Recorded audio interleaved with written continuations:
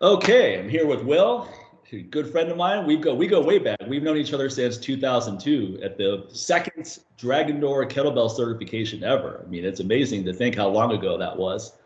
And it's in some ways it feels like yesterday, but it also feels like a long time ago because so much has happened since then. And Yeah.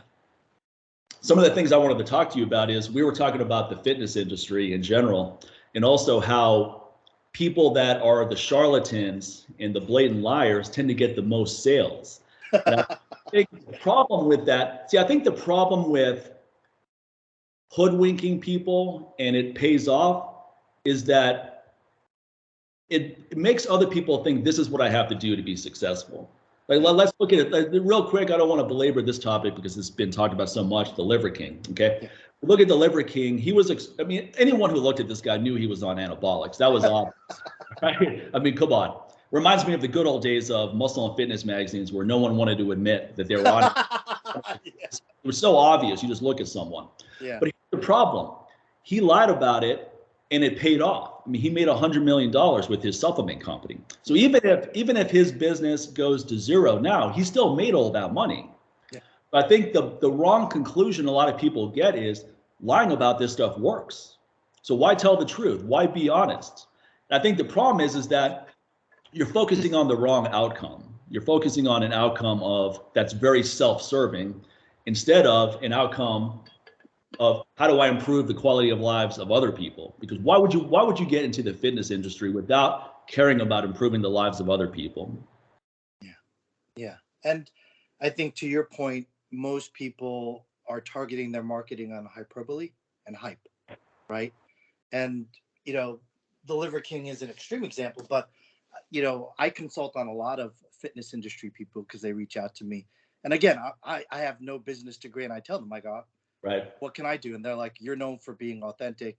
You're, secure and also longevity. I've been a paid fitness professional for over a quarter of a century. I just had, dinner with my my buddy Bindle from Mrs. Ackerman's first grade class, a few days ago. So it's 45 years of friendship, right?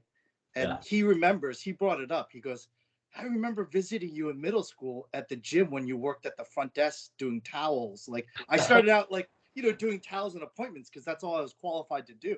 But Yeah. and so when I hear people say that I'm this or I'm that or I'm an entrepreneur, it's like, let's look at your taxes. Like that's the surest way, right? Because you could say that, but where's the proof? And I believe I talked about it last time I was on your podcast about just having someone tell me he had 1 million successful clients. And I just, from a business perspective, and I go, let's define terms here. So are you hyperbolizing or are you being literal? He's like, no, I have 1 million successful clients. And I said, okay, well, statistically, then it should be very easy for you to provide 10 testimonials. Oh yeah. Because just from a number, just from a sheer math Please. perspective, right? Yeah. And he said, no problem, I'll bring you 10. And he couldn't provide one. Wow. And, people get mad at me for stuff like that, right? But I'm actually trying to help the guy because Yeah. Yeah. I'm going to let him know that your delusion of telling people you have thousands of members to your online app or hundreds of clients when your followers on social media don't even amount to that. Like Right. right there, the math doesn't add up, right? So why not be authentic as opposed to inauthentic? Because that creates a lot of imposter syndrome, which everyone suffers from naturally to an extent. Even some of the world's best, because you and I know some people in the spec ops community, in Homeland Security, Department of Energy. And I was talking to one the other day, and he's one of 5 people who qualifies defensive tactics and firearms for all Homeland Security agents. So he's a Right. subject matter expert on Oh, yeah. firearms and defensive tactics, I would say, right? Yeah. Definitely. And even he talks to me about, hey, sometimes he feels like an imposter, even though he's one of the most qualified guys, used to hunt down terrorists around the world, you Yeah. know? So I would say I he's think very that's a well. healthy thing, though. I think it's a Yes. healthy thing. I think having doubt is healthy to an extent. You don't want it to be so overwhelming Yes. that it impedes actions, but just having doubt and doing that character analysis and going, man, I feel like a fraud, because it helps keep you more authentic too, because you're actually thinking about it. You actually have enough self-awareness to actually be cognizant of that. And that humility is great, which makes him great, as far as I'm concerned. And that's why we need more people like us to litmus ourselves against. So to be like, hey, am I being crazy on this? And that's why we need people like that. And that's why we need to support people like that. I think men in particular, because men in particular have a very difficult time admitting not being good at things. They tend to talk about how good they are at so many things. I mean, just ask any woman that's been out on a date with someone. Here's an hour of a guy talking about how impressive he is, and then he stops. Okay, now that I've finished talking about how great I am, let me give you a chance to reiterate how great I am. And I think that a much more useful assessment is to have that discussion with yourself where you're being brutally honest. And also, what's wrong with admitting when you're not really good at things? I mean, I took a jiu-jitsu class. I didn't go in there thinking that I'm a great jiu-jitsu guy because I've watched 10 UFCs. I knew I wasn't going to be good at it. And I went in there with that experience. I went to some of my friends were running a wrestling camp. I just went there for the afternoon. And I just got ragdolled the whole time. I didn't walk in with any kind of fake story of, oh, I have this background and this and that. I go, nope, I'm a complete beginner. I don't know anything about any of this stuff, right? Yeah. And I think that's great is, I one thing that's very unique, my social media is private, like I don't advertise business wise, but you know what I like? A few weeks ago during the World Cup, David Gerson tagged me in a photo when I was maybe 9 years old in a championship soccer game that we had won the Pee Wee championships, right? But the reason why he posted that picture was because Claudio Reyna, who was on our team, was a former U.S. team soccer player. And because his son currently, Gio Reyna, was on the U.S. team this year competing. So he kind of made that connection to say, hey, go USA, because, all these people are big soccer fans and they want to post on social media. Well, there was a group picture of us, and Claudia is now, one of the GMs, I think, for the Austin Football Club. But what was really interesting is I got a lot of private messages because, number one, I had hair, so people are like, oh my God, look at you with hair, right? But what was the subtle yet significant difference that, mostly bodybuilders and anyone in the fitness community would notice? So look at the size of your quads compared to everybody else, because I was training martial arts back then under, my uncle. So the size of the circumference of my leg compared to most kids that age was 2 to 3 times that. It was almost complex X just from a girth perspective, right? And that's why I wasn't a very skilled soccer player. I was a fullback. My coach just told me to kick it as hard as I could whenever the ball came, so the offense can run with the ball, and I was very strong. Yeah. And that says a lot about base, stance building. But more importantly, the point of this story is the fact that I can't fudge my background. I can't say when I was in high school, I was the captain of a football team, because someone who I went to high school with was like, no, you weren't. I went to high school with you. You were not in the football team. You weren't very good at football. And I like that accountability, that I have someone from every phase of my life, including you, to be like, hey, do you remember when we first started out with kettlebells and it was Brett Jones, you, me? It's right. And that's a fact check. I call it a court of law kind of thing. And it's not it's a fact. Yeah. And I really appreciate that. And to me, I think I'll tell you a really good story that ties in. So I have this group online, and it's all these different fitness professionals. And we have some Pilates people, yoga, physical therapists. Then we have some MMA guys. We have all different, somehow fitness related. Guy who trains the Prince of Morocco, all these different, but they're all trainers in some aspect. So doing what I normally do, just like saying, hey, you got 1 million successful clients, and the person going, yeah, and they get offended. So they get butthurt and they leave, right? They stomp off, So they stomp off, and it's a year commitment, but a lot of people leave prematurely because they can't hack it, right? And I'm fine with it. I'm like, all right. So this one woman who was brought into the group by her Pilates mentor was really upset, because again, this goes back to the feel good story, right? People who sell you things that feel good, talking about serious subjects, but too happy, as we were talking prior about, a more private topic that we were discussing, right? Yep. But to that point, she was like, because again, there are certain archetypes of people who practice yoga, Pilates, and I don't make fun of it because I support them. I strengthen them. I do all this kind of stuff. Yeah. So this woman came to me and she's like, I don't like how you talk to my teacher, my mentor, my business, you know, uh, guru, whatever you want to call them, right? I don't know what the ranking is in Pilates. And I said, okay, great. I'm amenable. How would you prefer I talk to her? I'm open to it. Like, what would you prefer me to be kinder, softer, to pull her aside in private? How would you have liked me to handle that situation better? Because I'm open to it. And she was like, well, I don't know, but I don't like this, and I don't like you. I said, fair. You can not like me, but in all fairness, her husband is a professor at U of T in Austin, and he once hurt his back. So he's like, my back. So we did a video chat, and I helped him, and he felt great. And he's like, oh, what do I owe you? I was like, your wife pays me enough. I don't need money from you. We're family. It's don't sweat it, right? And he's like, look, I'm an award-winning educator. He goes, you are excellent at what you do. And I said, I appreciate that. And I said that to his wife. I said, hey, your husband says I'm a good educator. How can I be a better educator? If I'm not being a good educator, a good friend, a good coach in this situation, help me. And fast forward, her mentor left, and then we had this seminar that they had already committed to, including the woman who left. So here this woman is, and she's upset because her teacher left, and she feels torn because, as you normally would, it's like, hey, if your teacher left and you're stuck at this thing that you only joined because of your teacher, you feel kind of torn, right? So she called her best friend, who's a professor at Bryn Mawr, and she goes, hey, I think I want to get the hell out of here. I go, I signed up for this thing. I don't want this. And to her best friend's credit, she said, fair enough. I'll come pick you up. I'll do that. But I think it's fair that you communicate to the guy that you're going to leave. Right. Out of respect. Yeah. So she told me, and I said, hey, you do whatever you want. I support you. Just let me know where you are, because when you're here at a seminar that I'm providing, your safety is my responsibility.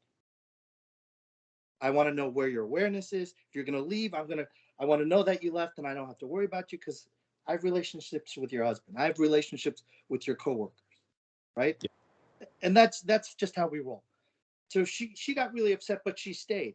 And fast forward now, last night, I drove up an hour and a half to North Jersey because her father-in-law passed away. So she's still in my group. Yeah. And what her husband said was, she said, it's funny, the woman who personally claimed to be the positive unicorn and rainbows mentor who was going to guide them through business and Pilates and through all this, but you're here. You're here for her birthday. You're here for, my father dying. I hugged her husband last night, and not only was it myself, her best friend, who's the Bryn Mawr professor from Pennsylvania, drove down. Friends of ours from Connecticut drove down. So isn't it nice that when someone's grieving or for loss, something that we were discussing offline, that we actually have a group of people who are like, we're here for you. What do you need? And to me, that's putting the personal back in personal training. And that's what we're missing. Right. I think a lot of people operate from a scarcity mindset, and they feel that the truth is not enough, and they don't want to have those humble beginnings, meaning that when you start, you're a novice. You're not an expert yet. You don't have any experience. But people try to embellish this story, so when they come out of the gate, it's as if they've already been around for 10 years. Yeah. And I think it's okay to admit, hey, I'm brand new at this stuff. I'm just getting. When I first started my kettlebell career, I go, okay, I don't have any training working with other people. So let me just do my own little internship where I'm going to volunteer to train some volunteer firefighters. Yes. Stuff. And I did that for maybe 2 months, and I realized, okay, I'm pretty good at this, and they're enjoying it, and I got some experience. And then I took that into, okay, now I'm going to start charging people a little bit. Not a whole lot, but I'm going to get things going. And then the prices progressively went up and the audiences got bigger. But I think a lot of people try to avoid that phase of starting anything, especially when they've managed to have. What's interesting is whenever someone sees someone with a large Instagram following, they automatically assume this person must be making a lot of money. And often the truth is they're not. They're not. And it's frustrating to them because they're going, I have 1 million followers and no one's buying anything. Yeah. Because you don't have a history of success with this kind of stuff. You don't have a track record yet. You're brand new, and that's okay. 5 years from now, you'll have experience. I mean, my friend Scott Shetler basically said, look, go be a personal trainer for 10 years before you write any articles. Because if you just be a personal trainer for 10 years, you'll have so much to write about from so much experience working with people. He was like, you'll have enough experience to write books and articles for the next 20 years after that. Yeah. But he also brought up a point where he said someone came to his gym and they say, hey, look, I've got this degree, I've got this. And he's like, all right, well, here's where you're going to start. And part of where you're going to start is mopping floors and cleaning the toilet. This guy was like, no. He goes like, I have a degree in this stuff. I'm way too good for all of that. And I think that mentality is definitely impeding people's growth. It is, because even Dr. Pat Davidson was talking about how our industry is almost like a gilded community. Like most people need to apprentice, like with like a carpenter or Right. like an iron worker, you know, and you don't see that much, you know. What Right. passes for passing knowledge is just doing a weekend seminar, and that's just, you know, learning hacks and tips and tricks to entertain and babysit your client. That's, you know, and that's why, and you're right, you know, I could name multiple people who I've trained who have huge followings and are endorsed by big magazines and brands, but they couldn't even sell like 20 shirts of theirs, you know? Right. And if you, again, do the math on how many people follow them, if even 1% of their followers just purchased a shirt, they would have sold out 20 like nothing. Yeah. But see, I mean, there was a time if you wanted to be famous, you actually had to accomplish some things. You had to be a professional athlete. You had to be a musician. You're an actor. You know, something, right? You had to do something big. And now you can be famous for nothing. You can just be a pretty girl who posts pictures, provocative pictures every day. In 2 years, now you have 1 million followers. But a lot of times those people are the ones going, okay, I need a job and I'm not qualified to do anything. Where am I going to go? I know people that have, guys who have hundreds of thousands of followers, but they have nothing going on with it. So they're famous for this fake aspirational life they put out there. Yeah. And that's really the thing with something such as Instagram is my friend Sincere Hogan likes to call it the greatest hits, people's greatest hits. Yeah. Happy moments. Okay, let's say you post a picture of yourself after something traumatic happened. You know, and if some people do that, they're doing it because they want the attention from doing that. That is flawed. That's the problem. So I think the problem also now is that it's almost as if real life is a supplement to online living, meaning that you do things in your real life to post about it on your online life where it's more important. In other words, it's not worth doing anything in your real life if other people aren't going to know about it. Right. And it's ironic because we're using algorithms, artificial intelligence, and all these different apps as mediums to try to find connection. Right. When in reality, it's pulling us further away. Right. From the simplicity. And that's, you know, I think that's definitely for me, I could speak for me, like that's why a kettlebell is so appealing, because it's very simple. It's very pure, you know, and, you know, this Pilates woman, you know, what's great about her is her back's getting so developed from doing windmills, bent presses, and swings that she does tango. She can't even fit in her dress, and she got to buy new dresses because she's so jacked now. And even her best friend's like, what the hell did you do to my best friend? She's more confident. She's stronger. She's like, and that's the best testimonial is when the in-laws and the best friends are like, what did you do to my friend? Because I've known her for 15 years and something's different about her now. Right. And that's the beauty of that, you know, is the best testimonials are the people who experience that, you know, not our last podcast interview, but the one with Sincere. Yeah. For the, that one, there was a gentleman named Harv, and he's just a postal worker in Texas. And he reached out to me and befriended him, gave him my phone. You know, I'm very accessible. And so today, you know, you'll probably release this some other day, but today is his actual birthday. So shout out to Harv.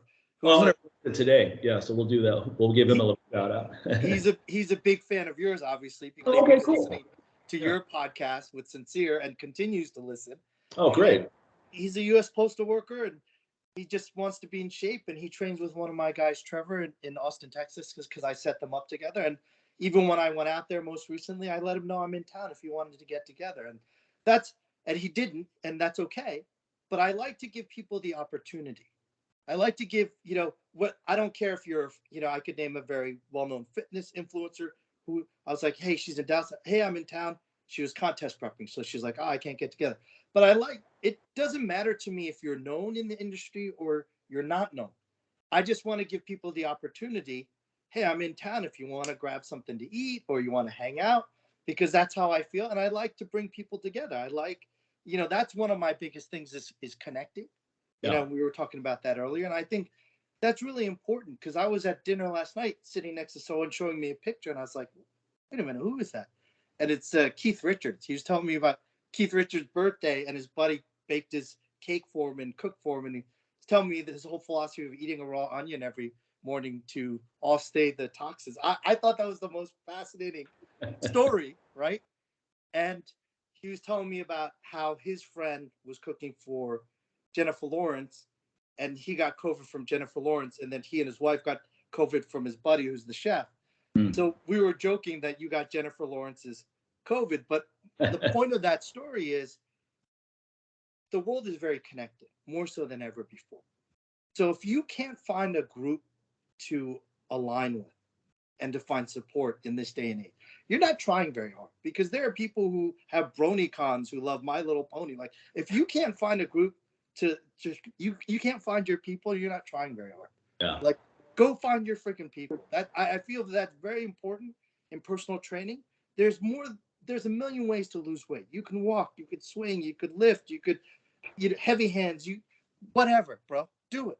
But find your people. And I think for mental health, I think for wellness, and for us to get back some semblance of respect and pride in ourselves, forget about all this politics and fighting and this. It's like, how about just getting a better community and servicing your community better? And I think that's really important. And as silly as it sounds, it starts with something as simple as just having the perspective to just go take a walk, so you're not so stressed out. Getting sunlight, Yeah. Yeah. The basics work, but the basics are not exciting and marketable. At least that's the mindset that the average person has. And I think that's a flawed mindset, because what people want are results. Yes. The more complex you make something, the less likely they are to see it through to fruition, to get results. Yeah. So if you tell people, go get 10,000 steps every single day, and if someone's really out of shape, start off with 1,000, 2,000, 3,000, just whatever it is that's consistent. Right. You do that every day for a week and you build it up from there. I go for 2-hour walks every day with my dog Raina, so we get 10,000 steps easy. And I amped it up this year. I've always been a walker, but we started doing more this year. And I'll tell you, it actually makes a difference in physique composition as well. For sure. Main benefit is to me, it's meditation. It's really good for mental health. It's really good for working out anxiety. It helps me sleep better. It's good to move, obviously, all the obvious things. But people often look at walking going, okay, that's transportation. You're not going to get any real benefit from it. I'll tell you what, you go for 2-hour walks every day, you're going to get some real benefit out of it. Number one, it's 2 hours where you're not actually eating anything. Let's start there. That's a good thing. And then it's 2 hours of activity. And also, there's a difference between intense training and activity. Intense training, you do it every day.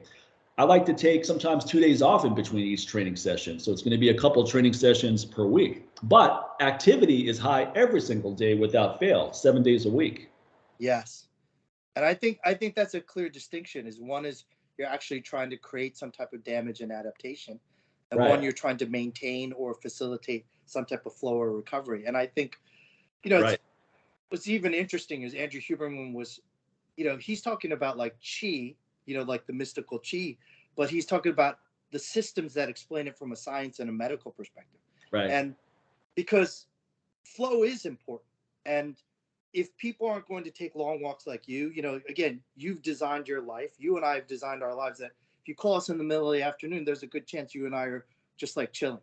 You know what I mean? Like, that's true.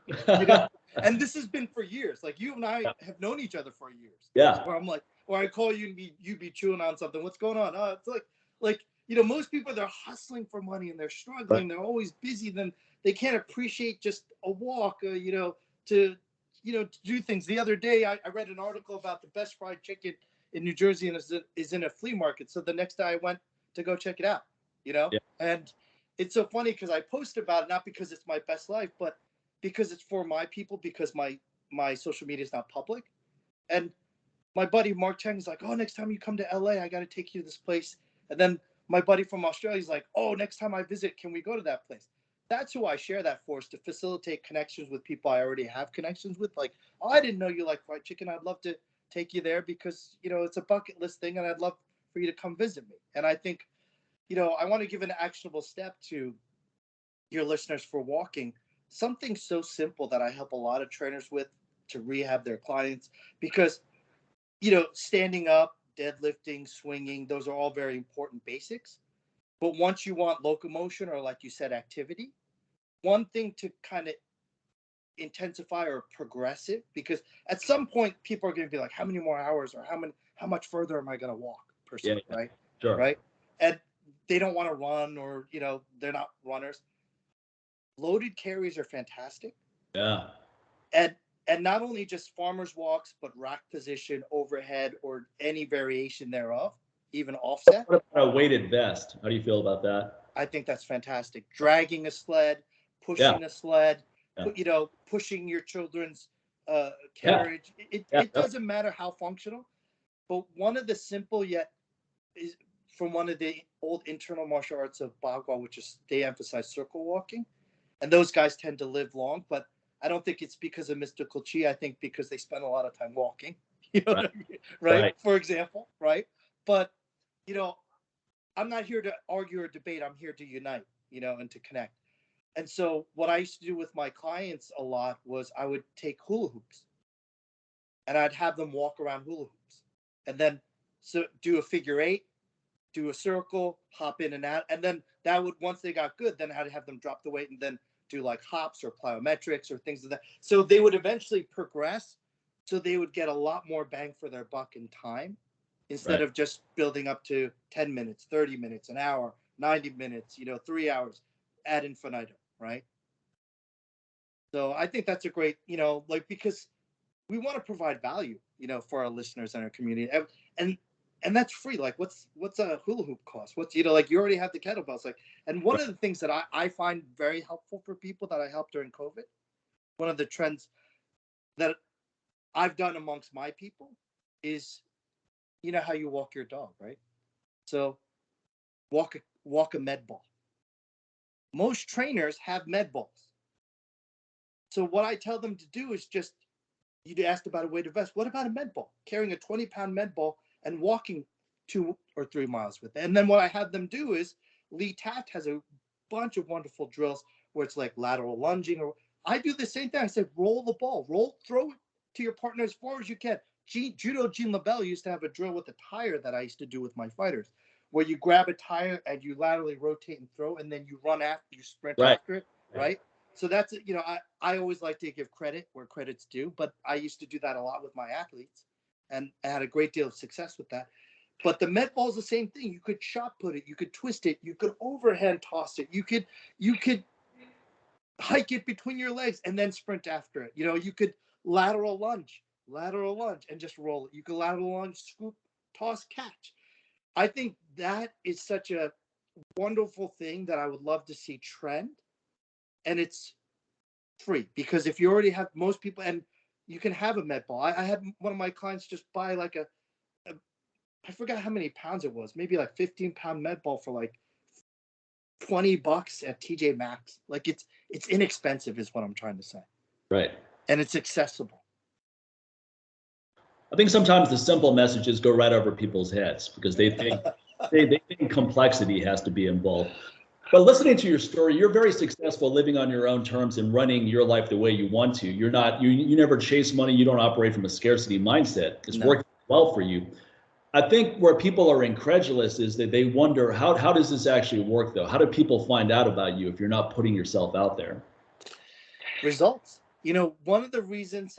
Bingo. Results. You got to get Results are the best marketing you could ever ask for. Like my testosterone booster sells really well. You know why? Not because I have Instagram ads or Facebook ads or Google ads, none of that shit. Because people buy it, they love it, they tell everyone they know about it. I had a guy who bought 25 bottles at retail of my product, of my T booster, to give out to all of his friends. I thought it was a scam at first. When I saw the order come in, I was like, this could be some guy from Nigeria that's just trying to use a stolen credit card. So I actually contacted the guy. I said, hey, I really appreciate the business. I just wanted to make sure this is not a mistake on your part. Great. And then the guy got back to me. He's like, no, man, I love your product. I can't tell you how great I feel on it. And I know so many people. He's like, the more I think about it, the more people I think of that could use it, that could benefit. I was like, wow, what a testimonial that is. You know, how often does that happen where you like something so much that you go buy 20 bottles of it to give out to people? But that's the best promotion you could ever ask for is results. If the product doesn't work, not only are you not going to get repeat business, they're not going to tell anyone about it, at least not anything beneficial about it. It's going to be derogatory. And I think that says a lot about you, because how many people are even aware of who's ordering their stuff or what might be a scam to reach out personally to them? Because you're protecting your consumer. Message to everyone who orders. Every order that comes in, I'll be like, hey, thanks a lot for the business. Here's your tracking number, just so that they have my info. So if something comes up and they have some concerns, they can contact me, the guy who designed the product, the guy who understands hormone optimization at a high level. Yeah. Now, I send me their blood work all the time, and I don't sit there and go, well, my consultation fee for that is this. I'll go, okay, let me take a look at it. Now, if it's something that's really involved, they have a lot of issues and they want me to spend a lot of time looking at stuff, yeah, sure. Maybe I'll be like, here's my consulting fee. But if someone wants me to take a quick look at their blood work just to get my feedback, yeah, sure, I'll do that, especially as someone who's actually supported my business. And I think that's the other thing too, is people don't value when someone has spent money on you, your business. I don't care if it's $5. That is not something to be taken lightly or for granted. Because I have a lot of people come to my website and benefit from the free info and they've never spent a dime. And that's okay too. That doesn't bother me. If that helps them, great. But the people that have actually spent money, those people are gold. Even if they bought one thing one time, that you should never take that for granted or take those people lightly. To your point, it's funny because one of my former clients, we were engaging on Instagram about something, and he mentioned he was having an injury. He's having an issue with the elbow. Yeah. And he goes, oh, funny enough, the only thing that helps me is one of your drills, because he trained with me like 5 years ago, let's say, for 3 years. So I said, that's part of a series. And I said, you know what, let's schedule like a video chat. And all we did was we caught up, how the kids, what's going on with your wife, how's business, we're shooting the shit basically. Right. And then I was like, let me show you some stuff. And we did assessment. And right away he felt like bloodful. He's like, wow, that's crazy, man. That is really crazy. And he's like, hey, how much do I owe you? I was like, bro, you paid me for 3 years straight. The reason we're doing this, I just wanted to catch up and see how your family was doing. I'm not trying to pitch you as a client. I wasn't trying to get money. I said, I don't want your money. So then he was like, fine. And then we hung up. And then next day he reached out to me, goes, hey, what's your Venmo or PayPal? I'm sending you money. I feel great. And then he scheduled another appointment, a follow-up appointment, And interestingly enough, and again, this is where the real deal is. He's the U.S. team doctor for the U.S. track and field at the Olympic Training Center. Right. Wow. So, for me, I don't have a lot of followers, a lot of volume. I have a lot of linchpins. I have a lot of caliber. I have a lot of quality people that I work with, And I think when you talk about results, when I always tell people, you have to put yourself out there. And one of the things is this past September, I had about 20 people come visit me for a seminar. And we just finished eating Thai food. And then there was this lobster roll place. You take for granted someone comes from India or Amsterdam. They've never heard. They're like, what's a lobster roll? Yeah, right. There's certain things, like some people have never had like a marshmallow. Right. So I tried to provide that as part of the experience. Like, are you interested in trying a lobster roll? Like, we just had dinner, but fuck it. When is the next time you're gonna have a chance to have an authentic lobster roll? Right. From a coastal area with fresh seafood and all this kind of stuff. Yeah. So I was buying all these lobster rolls. So I was like, you want one? How many do you want? Which one do you want? And then I run into, coming out of the restaurant, gym owners of this gym that I worked at for over a decade. And they were like, hey, how are you? I said, great. How are you? Giving big hugs and stuff. They're like, what are you? They're like, what's all this? Like, who are all these? I'm like, oh, they're here. I'm doing a seminar for them. They're like, for you? And they're like, man, you were always top notch. I was the guy who climbed on top of the cable crossover stack and was wiping down the I-beam of dust. And I'll never forget, an entrepreneur came up to me, a businessman who owns a lot of businesses in the local area. He said, what's your name, kid? I said, Will. He goes, you're going to be successful. He just, and because I put that extra effort. And the reality is, I know all these guys, and I'm still Facebook friends with a lot of them. We're like these meatheads and all these guys are like, You're the only trainer in this gym who ever yielded any results. For years, they would sit and watch this guy lose 50 pounds. Another person lose 150 pounds, 160 pounds. Like, that was the norm for me. That wasn't an exception. That was the rule. And when people are like, you're not doing it in an ostentatious way, meaning that you're not doing it so that you can post about it online. no. This is probably way before social media anyway. But see, that shows that you're really doing what you want to do. Right. When the only people that are going to know about it are the ones you actually helped. Yes. It's not something that you can project into the internet universe so that potentially millions of people see it, and it's still worth your time doing. That's when you know that you're on the right path. And now with the stuff that I do, a lot of it's a non-disclosure.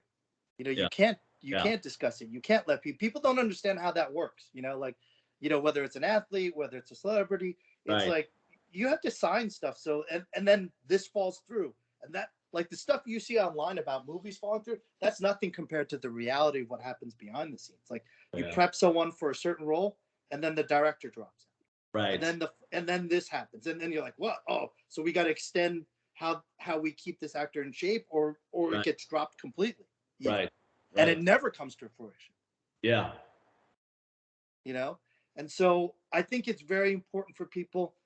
You talk a lot about scarcity mindset, and it's funny. I shared a story with my group this morning online about this couple that used to come to the gym that I knew, and they're a young couple, very cute, young, fit. They used to bring their meals. They're like into the bodybuilding pro lifestyle, and I thought it was really nice. They really supported one another. They spotted each other, and they ended up breaking up. And what was interesting, because I'm still friends with them on social media, is how one went through a scarcity mindset and then ended up in a bad relationship, and then having a kid and having it, and that situation and that mindset, now she's afraid to date, even though she's a beautiful young lady, she's sweet, she's a good person. Whereas the other guy was a very jolly guy, bartender, married, lives down in North Carolina. And it's just mindset. The only difference was mindset. They were both equally young, attractive, sweet, just good people. But one got so fearful that you could see that they're afraid to talk to. Are you trying to hit on me? Are you trying to, like, you could see, the other one like, hey, how you doing, buddy? Want a drink? Like, and that subtle yet significant shading made a difference on the consequence of their choices down the road. That's what I focus on, as long term. You don't trust me, you don't have to trust me. Just stick it out for a year and see what happens in a year. See what happens. That's my belief. And that's what training's about. Definitely. Reminds me of this is a little bit off topic, but reminds me, I put up this post about Project Child Save, about what my friend Ty Ritter does and how they save kids from human trafficking. It's on my YouTube channel. And some guy got on there and he goes, yeah, I like what you're saying about kids, but I talked to some people in Dragon Door and they said that you're a real shady guy and blah, blah, blah, blah. Just, I responded back and I go, oh yeah, I'm the shady one. I go, that's the shadiest organization ever. It's why I left it, And I go, I don't have to explain myself to you or defend myself to you. But anyway, long story short, this guy ended up doing a total 180. He ended up buying my ebook and saying, man, you're a great guy. I looked into your stuff more. I basically won this guy over without trying to. I didn't sit there and try to defend myself or explain myself. But I wasn't going to tolerate what he said. I'm going to respond to it. But it wasn't me just giving all kinds of inside stories about why I'm right and all that. I go, no, I don't have to explain myself. A common manipulation technique is when someone tries to put you in a position where you have to explain yourself. Yeah. But there's this book I read years ago called The Celestine Prophecy. It's a really good book. And it had this one chapter where it talks about the 4 different kinds of manipulation tactics. And one is someone who's poor me. These are people that it's always like, oh, I feel so bad. Oh, like they call you with problems. That's all they have is problems to talk about. And they don't want to solve these problems because then the attention goes away. So that's how they get energy. They steal your energy by just being a poor me. The other one's an interrogator, where it's always interrogating you on every single facet of your life. Hey, Mike, why do you want a vegan diet? Why do you do this? Why do you eat that way? What's the point of doing this? Why do you do that? And the other is an intimidator. An intimidator is where they might try to physically intimidate you, or they may try to just make you fearful in some way as a way to steal your energy. And then the final one is people that are really aloof. These are people that you try to talk to and you can't get anything out of them. You know, they give you nothing. They give you 1 or 2 word responses. The thing about me is I can be a talkative, gregarious guy, but I don't mind being quiet too. So if someone's not giving me anything, I'm not going to be uncomfortable sitting in silence. You know, Yeah. I go, look, if you don't want to talk, that's fine. We don't have to force it. You know, I'm trying to play this tennis game with you. I'm hitting you the ball, and if you're not going to hit it back, then we don't have to play at all. Yeah. And to your point, I was just telling a young lady who just started a business with the LLC and all this kind of stuff, got their space. I warned her, I said, look, you have to be prepared for success. Because when you become successful, there's going to be a lot of hate. Oh, yeah. And that's what most people aren't prepared for. They Right. think that they're going to be more well-liked, more loved, and more Right. supported. So congratulations to you. When people say you're shady shit, it's like, okay, that's the sign of success. Because I've had a number of people say a bunch of stuff, and it's like, my thing is, say it to my face and let's talk about facts. Yeah. And the thing is, you know who you are and what you've done. And yeah.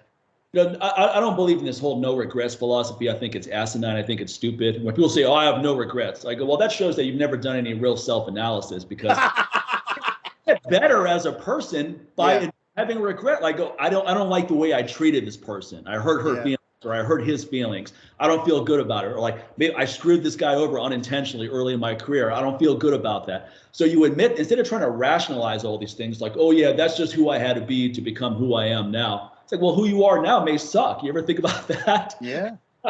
But I think when you have regrets, it shows that you're trying to improve as a person. Yes. I don't want to be that person anymore. Here's what I did. I don't feel good about it. I regret doing it. I can't go back in time and change anything, but moving forward, I can be a better person. So if this situation happens again, I don't just make the same patterns that I've always been in, rather than just trying to rationalize everything you do as if you're so perfect and infallible that, oh, everything just worked out. No, everything works out for a reason type fake deep thinking. I have 2 points to that. It's interesting because when I was young, I was definitely more of a hothead, but I have no problem confronting people. Most people have trouble with confrontation. Yeah, absolutely. Right. And so, this woman posted something nice about me on social media. And then, so someone commented from the UK, it's like, oh, whatever. It was like these passive aggressive, little biting things. So I was like, I responded. I was like, hey, is there an issue or is there a problem? And he's like, oh, that's like, hey, and we were friends, I know the guy. So I said, hey, let's Skype. And then you could see even in the comment thread, I'm Skyping you now at this. That's like, you got 2 Skypes. I'm Skyping you now on this one. And I said, hey, and then when he finally got on, he was like, and I called my girlfriend at the time. I said, look, I'm going to pick you up, but I have this impromptu chat because this guy was like, I don't know, trolling me or whatever you want to call it. So I got on with him. He goes, oh, I don't know what the point of this is, why I even bothered coming on. And I was like, okay. I was like, what's your issue? And we talked it out, and he's like, well, I'm really glad I had this conversation, and we're friends till this day. Do you know what I mean? Like, to me, it's okay. And I tell people, if you feel I fell off, when people are like, oh, they feel ashamed because I haven't called you in a while. Hey, bro, it goes both ways. That means I haven't reached out to you as well. Right. So I take responsibility for that as well. And if you want to rekindle, you want to amend, if you need more than once a year, check in. If you need once a month, let me know what you need so I can tell you whether I can provide that for you or not, right?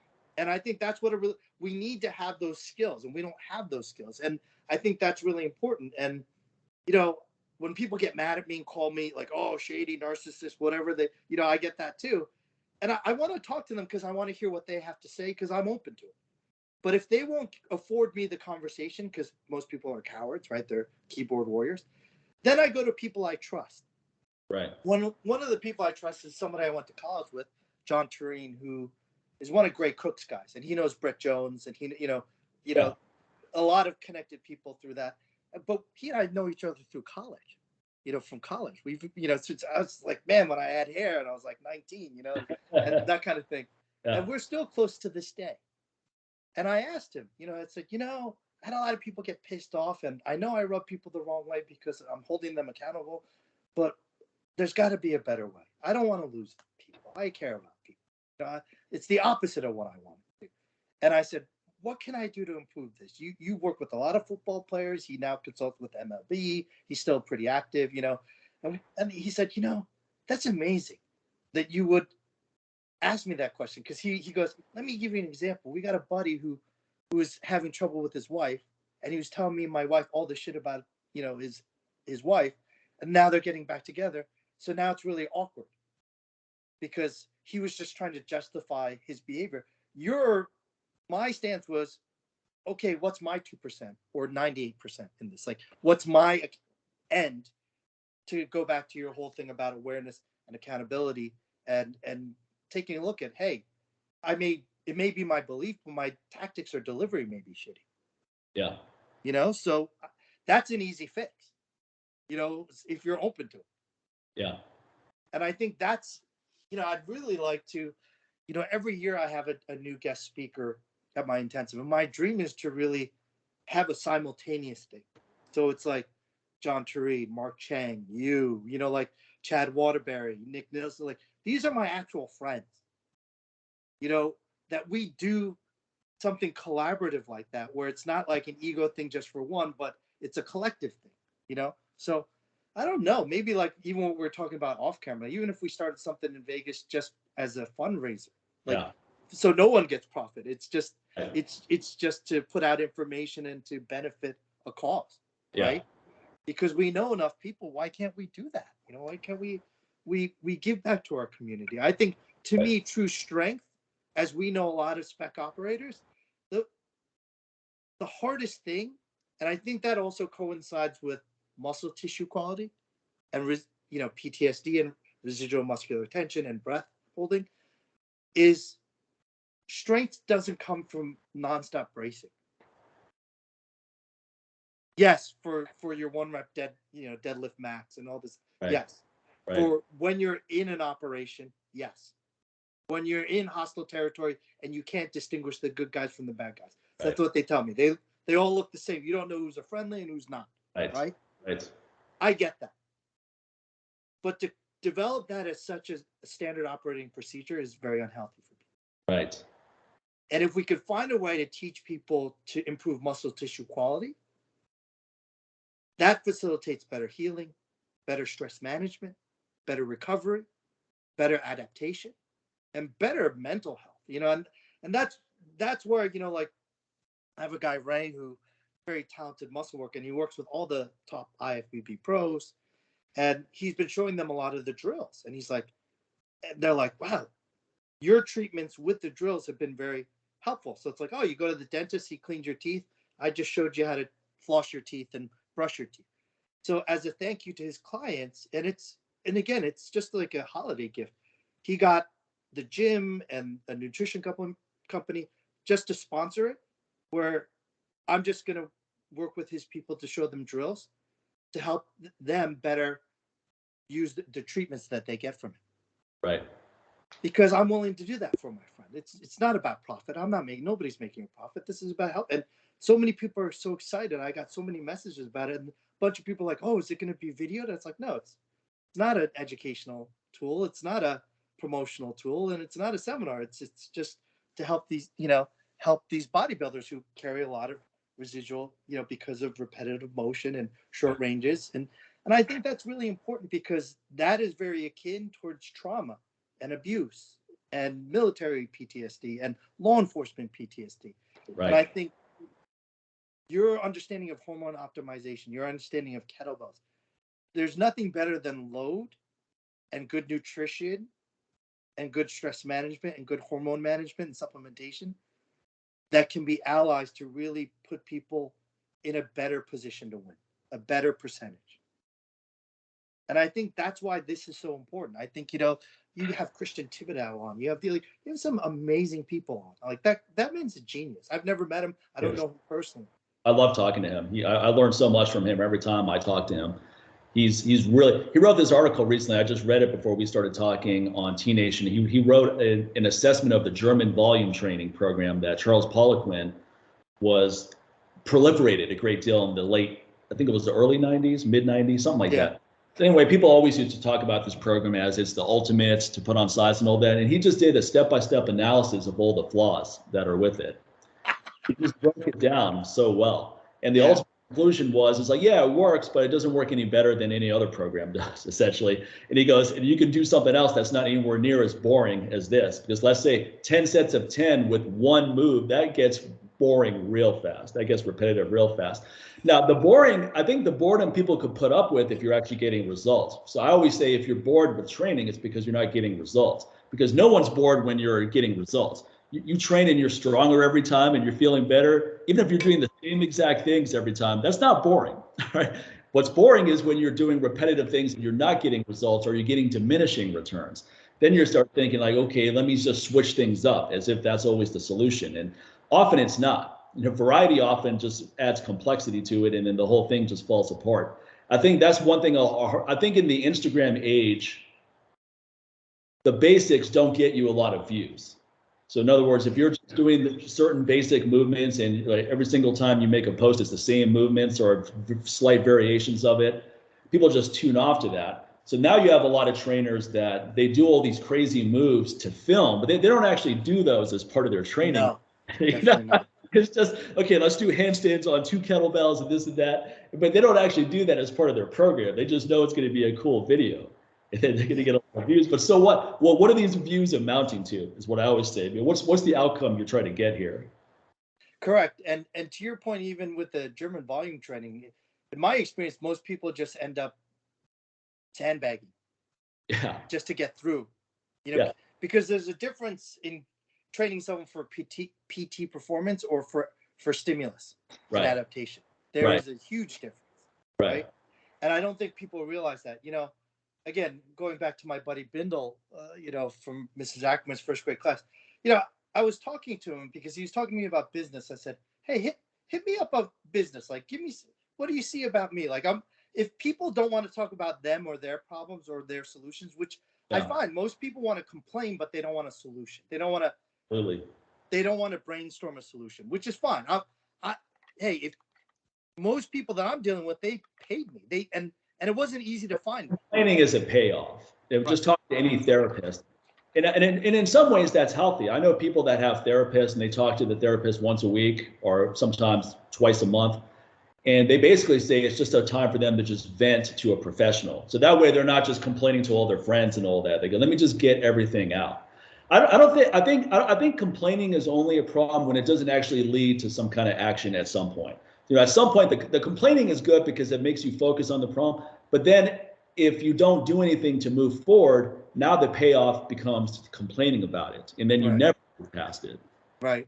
And, it's funny because I'm okay with that if someone says, look, I just want to unload. It's like, I'll buy you a beer. Let's sit down and chill. Like, I'm good with that. Yeah. I'm okay with that. And I call it rant, rave, resolution. Like, just rant. But at a certain point, you're going to be like, then I'm going to ask you, like, if you're bitching about your job or your wife, it's like, at some point, I'm going to ask you, what do you like about your job? Are you still at your job? What do you love about your wife? Why did you fall in love with your wife? Right? Like, and then what's the resolution to bridge that gap, to coexist with that yin and yang? Because anyone who wants to compartmentalize, all these unicorn and rainbows people who like, I just want positivity, they're the most negative people I've ever met, to be honest with you. Right? And the extreme example I use when they're like, I just want to get rid of this. What? Get rid of gluten, vegetables, meat. Like, it doesn't matter what it is. It's like, you should give people the freedom to choose and find what suits them. Right. And I think that's respect, right? We have to get back to that, right? Respect that, hey, that works for you. And and we may come together at a certain point. And I think that's really important. And so Bindle was telling me, he's like, I just want simple. I go, goes, check out this app. And it's a very commercial app, like fitness app. And he pulls it up and he goes, show me. He pulls it up on his big screen TV. He's a big tech guy. And he's like, check out this workout. And I go, yeah, that's 3 things. Number 1, it's ineffective. I go, because he's not loading his muscles, because his hand position should be lower. And I explained it to him. He's like, wow, that makes a lot of sense. Right. And I could demonstrate it. Like whenever I align people, because I had a anatomy phys professor tell me, I'm a crawling maniac. I watched my daughter. I was like, oh, great. So he goes, I crawled with chains. I did this. I was like, all right, let's do a basic box crawl in my system, but the setup has to be good. Just like with a heavy deadlift, you got to set up. The setup's important. You can't just like grip it and rip it. You got to like set up. It's You got true. to wedge yourself. You got to wiggle yourself. You got to find a way. Eddie Cohen talks about all these things. Yeah. So once I aligned this guy up, he was struggling with the basic box crawl that I do in my system, which is very simple. And he was struggling. That's why I have him as a client to this day, right? And he incorporates a lot of my material in a practical for his anatomy and phys course. So, and I think that's great. But getting back to Bindle, he was like, this is really simple. This is, it's like, it's not. And I can tell you the whole history of where that came from and who it came from and who doesn't get credit for it, who gets credit. I said, let me see the trainers on this app. And again, it's a very well-known app, right? So, and I'm like, I know that person. I was just at that person's house when I was in LA. I actually worked out in their back gym and I did a lecture to a whole group of physical therapists. And he's like, and I was like, her husband's this, and she just had a baby. And he's like, he Googled on it. He goes, you're right. I was like, what?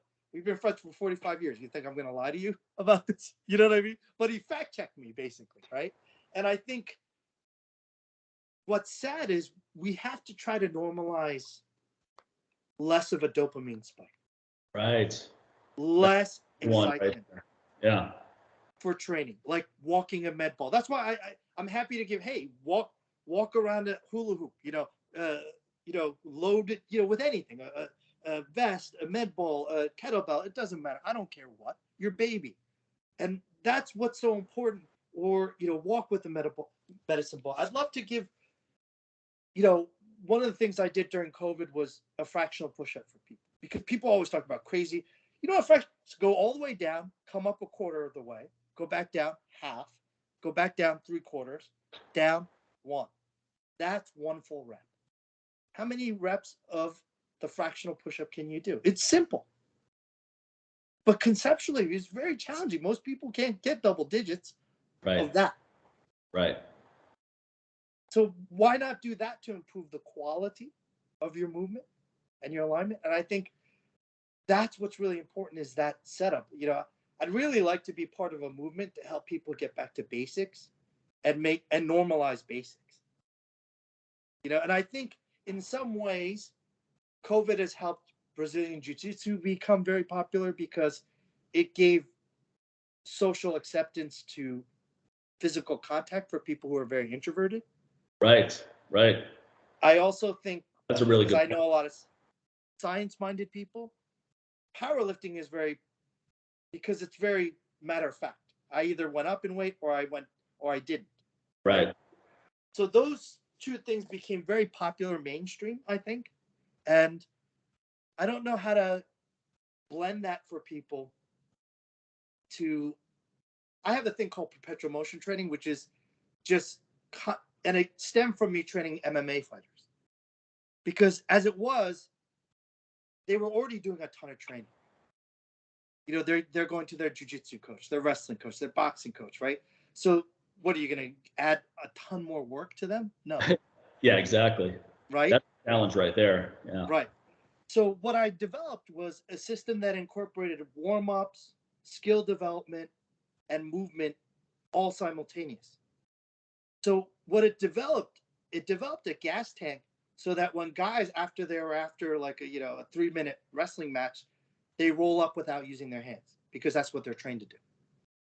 And psychologically, that's a mind screw, because the opponent's like, did this guy just not enter the same war that I did in a gi competition? Like, my grip's fried, this fried, but he's conditioned to do that. He's conditioned to do a pistol squat up, and like people are like, what? And he's just as tired as the other guy. It's just the mindset, right? And he's also taught, again, the other thing that I do, and this I'd like to share too, is when I work with MMA fighters to make a barbell to a club bell progression. And the reason why that is because when you're further out from the fight, you can do more max lifts, more compound lifts, and heavy lifts with less risk of injury, right? Oh, yeah. Because you're not cutting weight, your joints aren't in danger, you don't have all this going on, and the psychological pressure of the fight. But as you progress towards the fight, you go to barbells, then dumbbells, and then the equivalent of kettlebells, then club bells. And intermittently, we test the litmus with a sandbag, right? So when you're close to a fight, you're using, because it's like you use a 15 or 20 pound club. That's hell on the grip. Oh, yeah. it maintains the neural connection that they develop from the deadlift, the power cleans, the kettlebell, that progressively, because it's like, hey, 50-pound dumbbells are very different than 50-pound kettlebells because of the thickness of the handle, the offset of the weight, the rotation of the weight, that's different. So that's what we're trying to do is, and then 20 pounds versus 50 pounds on kettlebells is, again, 20 pounds is hellacious for even an elite fighter. Yeah. Right. In terms of swinging. And I think that's what maintains the gains that they had. So you sophisticate the skill while maintaining all the attributes that they developed throughout the camp.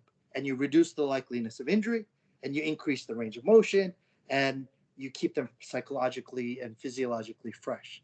Yeah. And I think that type of smart progression is missing. Yeah.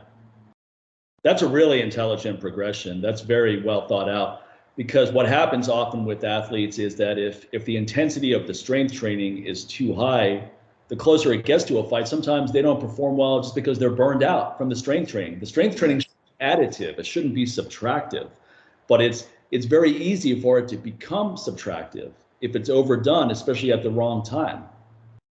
That's the thing, and I had this elite UFC fighter that I was training, and he went to this fight, and this guy who's very well known as a wrestler, his conditioning tanked, and his trainer was showing on Instagram him deadlifting, let's say 300 pounds, a couple weeks out from the fight.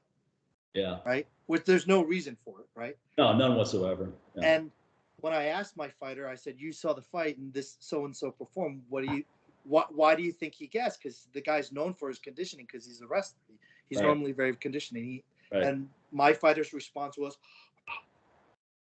and I'm not making fun of intra-abdominal pressure. I'm not making fun of 1 rep max. That is a necessary tool. Right. But that shouldn't be the thing emphasized closest to the fight. Definitely. For many reasons. Right. And I think that most people aren't working out hard enough to even warrant bracing. And they develop such a brace habit that they're bracing just to pick up a sock off the floor. Yeah. And that's not healthy. And that's where activity and perpetual motion, where you combine all these warm-up drills of dorsiflexion, all these kinds of things. It's funny because, the knees over toes guy was very popular. And a lot of people reached out to me because people who attended my seminar are like, "Hey, you propagated dorsiflexion and toe tapping years ago. How do you feel about it?" I said, "I feel fantastic. I think I want more people to dorsiflex because it bounces, tracks their knee better. So I don't care who says it or where it's said or all these things." But it's so funny because, someone like Joe DeFranco, literally, when I showed him that originally years ago, I told him to do, a set of 50, two sets of 50. He couldn't even get to 50. He did 30. But he's like, "My hips feel great." And he was very gracious and kind because he does give credit. He was like, "Hey, I'm going to show Triple H and Stephanie McMahon," because he's training them, this, because they have issues with their joints too. And he goes, "I feel fantastic." My thing is, even someone as intelligent, and he is very intelligent and skilled as a trainer in terms of his stuff for the combine was brilliant, I thought, in terms of the sprint. Like, he's an OG. I have a ton of respect for him. Yeah. And that's why I provided a lot of material for he and Smitty's CSPPS, because we're friends. Again, we're friends. I didn't make any profit off of it. I didn't do anything. So that being said, but he didn't question, what else do you have? What's next? Maybe that was too ahead of his time then, but now he should be like, "Oh, boy, the short ball Korean showed me this 6 years ago. Right. Where do you stand now?" And you could talk to me and be like, "You're fucking nuts." And I respect that. Yeah. But whether it's the US team doctor, and he was very kind. He posted something the other day, but he doesn't have a big social media following. He's like, "I'm pretty convinced Will is ahead of most of us in the industry," because I don't think he understands it. And I'm doing my best to try to put it in simple language. As my best friend says, you're the king of analogies, because I want people to understand it. But I'd really like to hear what people feel they need, because I think most people need to be reminded that the shoulders and hips rotate. Right. And most people don't rotate their shoulders and hips. That's why they have spine issues. and elbow and knee and ankle and wrist issues. Because if you watch most people walk in the mall, they're like zombies. They laterally shift. The wall walk, as I like to call it. Yeah. Yes. So most important is to erect yourself, be able to shift from side to side, and then rotate. And if you have those three, you have all locomotion and you're good to go. And locomotion does need to be loaded to an extent. It's not so much mobility or yoga where it's nothing. Those guys need to load, right? And it's funny because you talk about humility and learning. Like, you ever hear the band bell where it looks like a bamboo bar and it shakes? Oh yeah, sure, of course. Yeah. So the guy who created that, Jim Seitzer, he's an OG West Side barbell guy, right? So I found that years ago. This is going back years. I was like, this is interesting. So I reached out to him. So when I was out there for a seminar, I rented a car, drove down, and just met him. And I said, teach me. What do I do with this bar? And I just spent the whole day with him at the gym. And I exhausted him. What else? What else can I do with it? Well, you can do lunges with it. I spent hours just doing drills. And whatever he told me, I wasn't like, oh, behind the neck, isn't this dangerous for the show? I just did whatever he told me to do. Right. And then I ended up hanging out with him and all these powerlifters there. Wonderful guys. We all went out for a Korean barbecue.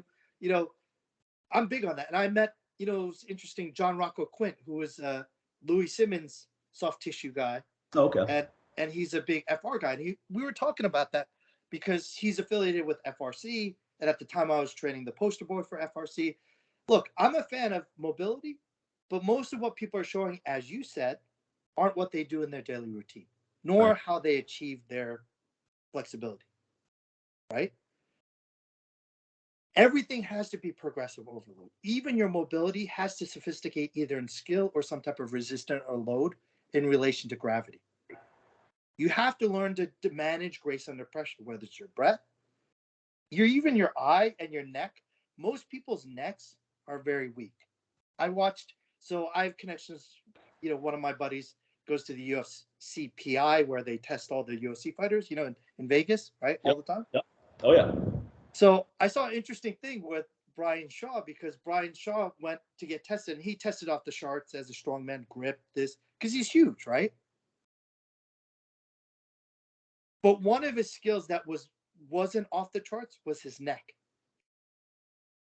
And I think that is one of the most underrated muscles in terms of alignment and technical cues that it can improve your deadlift, your clean, your running form, your joint pain, your development too. The balance of your development, I think, is key.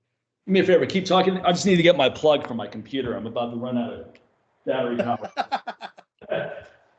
Yeah. So I think, the neck is such an important thing in terms of positioning, and the neck strength has a lot to do with your eyes. Like one of the most common things as people age is people need reading glasses. And it's not because even people who don't have glasses for regular vision or driving, at a certain point lose the ability. And I think it's worse because of what we're doing here right now, even doing a Skype, is looking at a one-dimensional object and never working dimensions. So we don't work in dimensions. We don't think in dimensions. We're simulating dimensions. And I think that becomes an issue. Better to have natural sugar.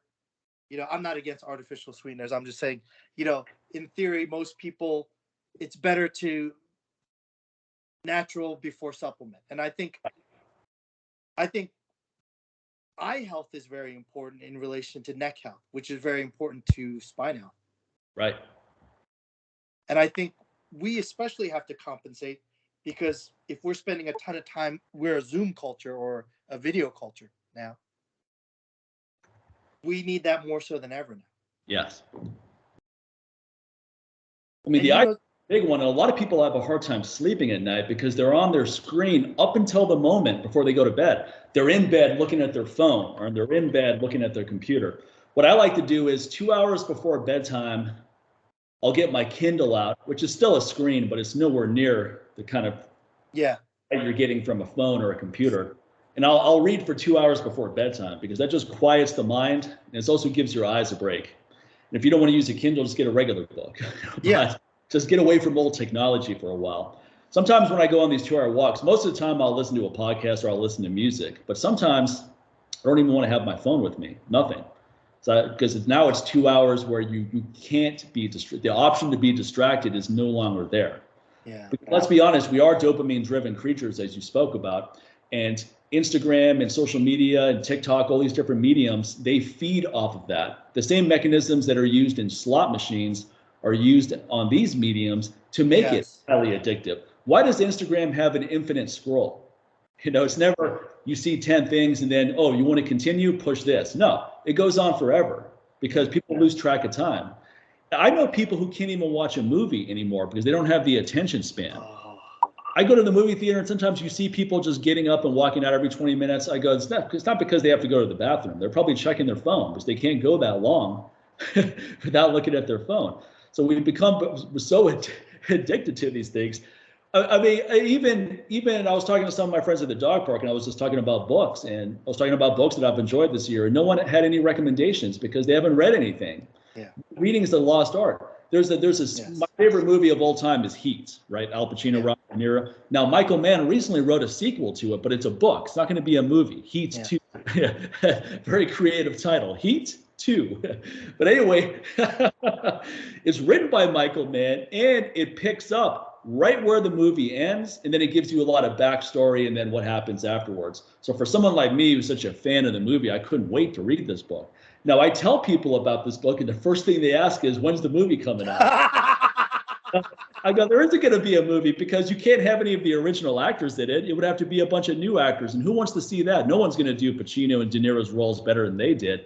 So let's just leave that alone. But what we do have is this book where you can get into a lot more detail than any movie could ever do it because it's pretty long. It's hundreds of pages. Yeah. People were excited until they realized they actually had to read something, and then all excitement went out the door. Because it's too much effort. Now, that's kind of a sad commentary on life now where reading is just considered too much of an effort to be bothered with it. But also I think getting a dopamine response is fine as long as you actually put effort into doing it. So if you get a dopamine response from working out or walking or hanging out with loved ones, whatever it is, that's great. But things such as television and even more insidiously social media, it requires no effort on your part to get this kind of dopamine hit. And it becomes naturally addictive as a result, going, okay, I could go work out and get a dopamine hit, or I can just sit here on the phone. Or worse, I can just post pictures and I'm going to get a bunch of likes and that's going to make me feel good. A bunch of people, I don't feel good right now. So let me post something where a bunch of strangers are going to tell me how great I am. Yes. And then I'll care about myself. Yes. And they're forsaking, the real pillars in their life. And that's a shame to me that they're missed opportunities. Yeah. And hey, social media is great. I've used it to connect with people. I recently had a woman follow me and I reached out to her and we've exchanged numbers and we're friends now. And, That's the best way of using it, what you just said right there, where it actually facilitates real relationships in the real world as opposed to real relationships degrading to social media relationships. Yeah. So I think the medium you're talking about is that's social media at its best. And I've had some great interactions with people on social media. Some I've met in the real world, some I haven't. So it doesn't have to, I definitely don't think that it's categorically negative because I don't believe that at all. I think it's all about how you use it. But at the same time, it's very tenuous because it's very easy to get addicted to this and succumb to what the masses use it for. And I think it's important to develop the skill of communication. Like, you talk about movies, my pet peeve is when people are on their phone and I'm pretty patient. Like, so I'll wait. And I'll also look. So then I'll be like, and then when I do speak up, I'll say, let me give them a couple. And not because I'm afraid to say something. Yeah. It's because I want to give them ample time. Yeah. So then I'm like, excuse me, would you mind putting your phone away? And I find most people are so embarrassed that they get mad. Like, because they don't like being told what to do. They're children. And I don't, I have children. It's like, so do I. What does that have to do with you checking your phone? Right. And then she's like, oh, it's like, no, you were scrolling and looking at Facebook or looking at dates. So I got smart because when people started giving me back talk, I wait to see what they're actually looking at. Yeah, so yeah, that yeah. I could actually give them feedback. And they're like, oh. And, because it's like, look, it's just, it, you're in the zone of the movie and all of a sudden this light like pops up, Right. that's not supposed to, right?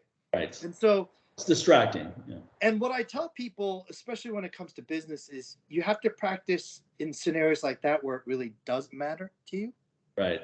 because you'll never be able to muster the courage to do it when it actually matters to you. Right. And I think I tell people all the time, I can't give you confidence, but I could help you be aware of the sequence of muscles that fire when you are very prideful. Like someone kicking a dog, it's like, what? Like, people are very passionate about animal rights or whatever the case may be. I'm trying to find that in you and utilize that, so you recognize what that feels like. And you talk about people having trouble falling asleep. It's like part of it is they're so disjointed by the end of the day that they're in a position where they're breathing shallow, they're snoring, they have apnea, not even just from excess body fat or even extra muscle mass. Whatever it is, the positioning is deformed. So it kinks the links of the body. That's why it's very important to align this posture. And I think that's really key.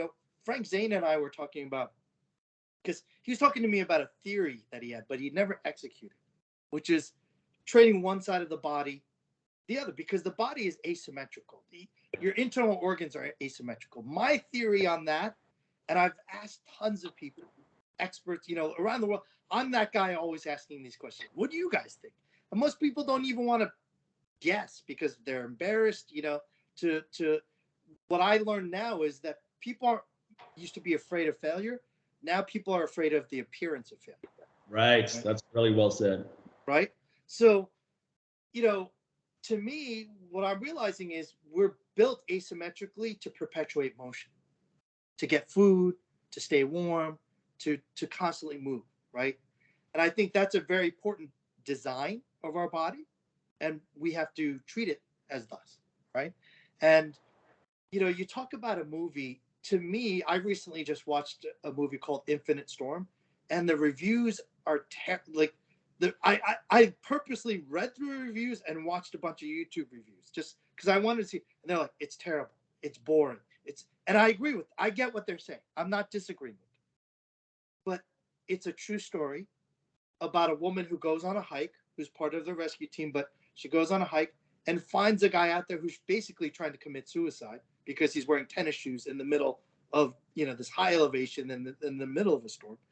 And she basically convinces this guy to walk back down to base, right? And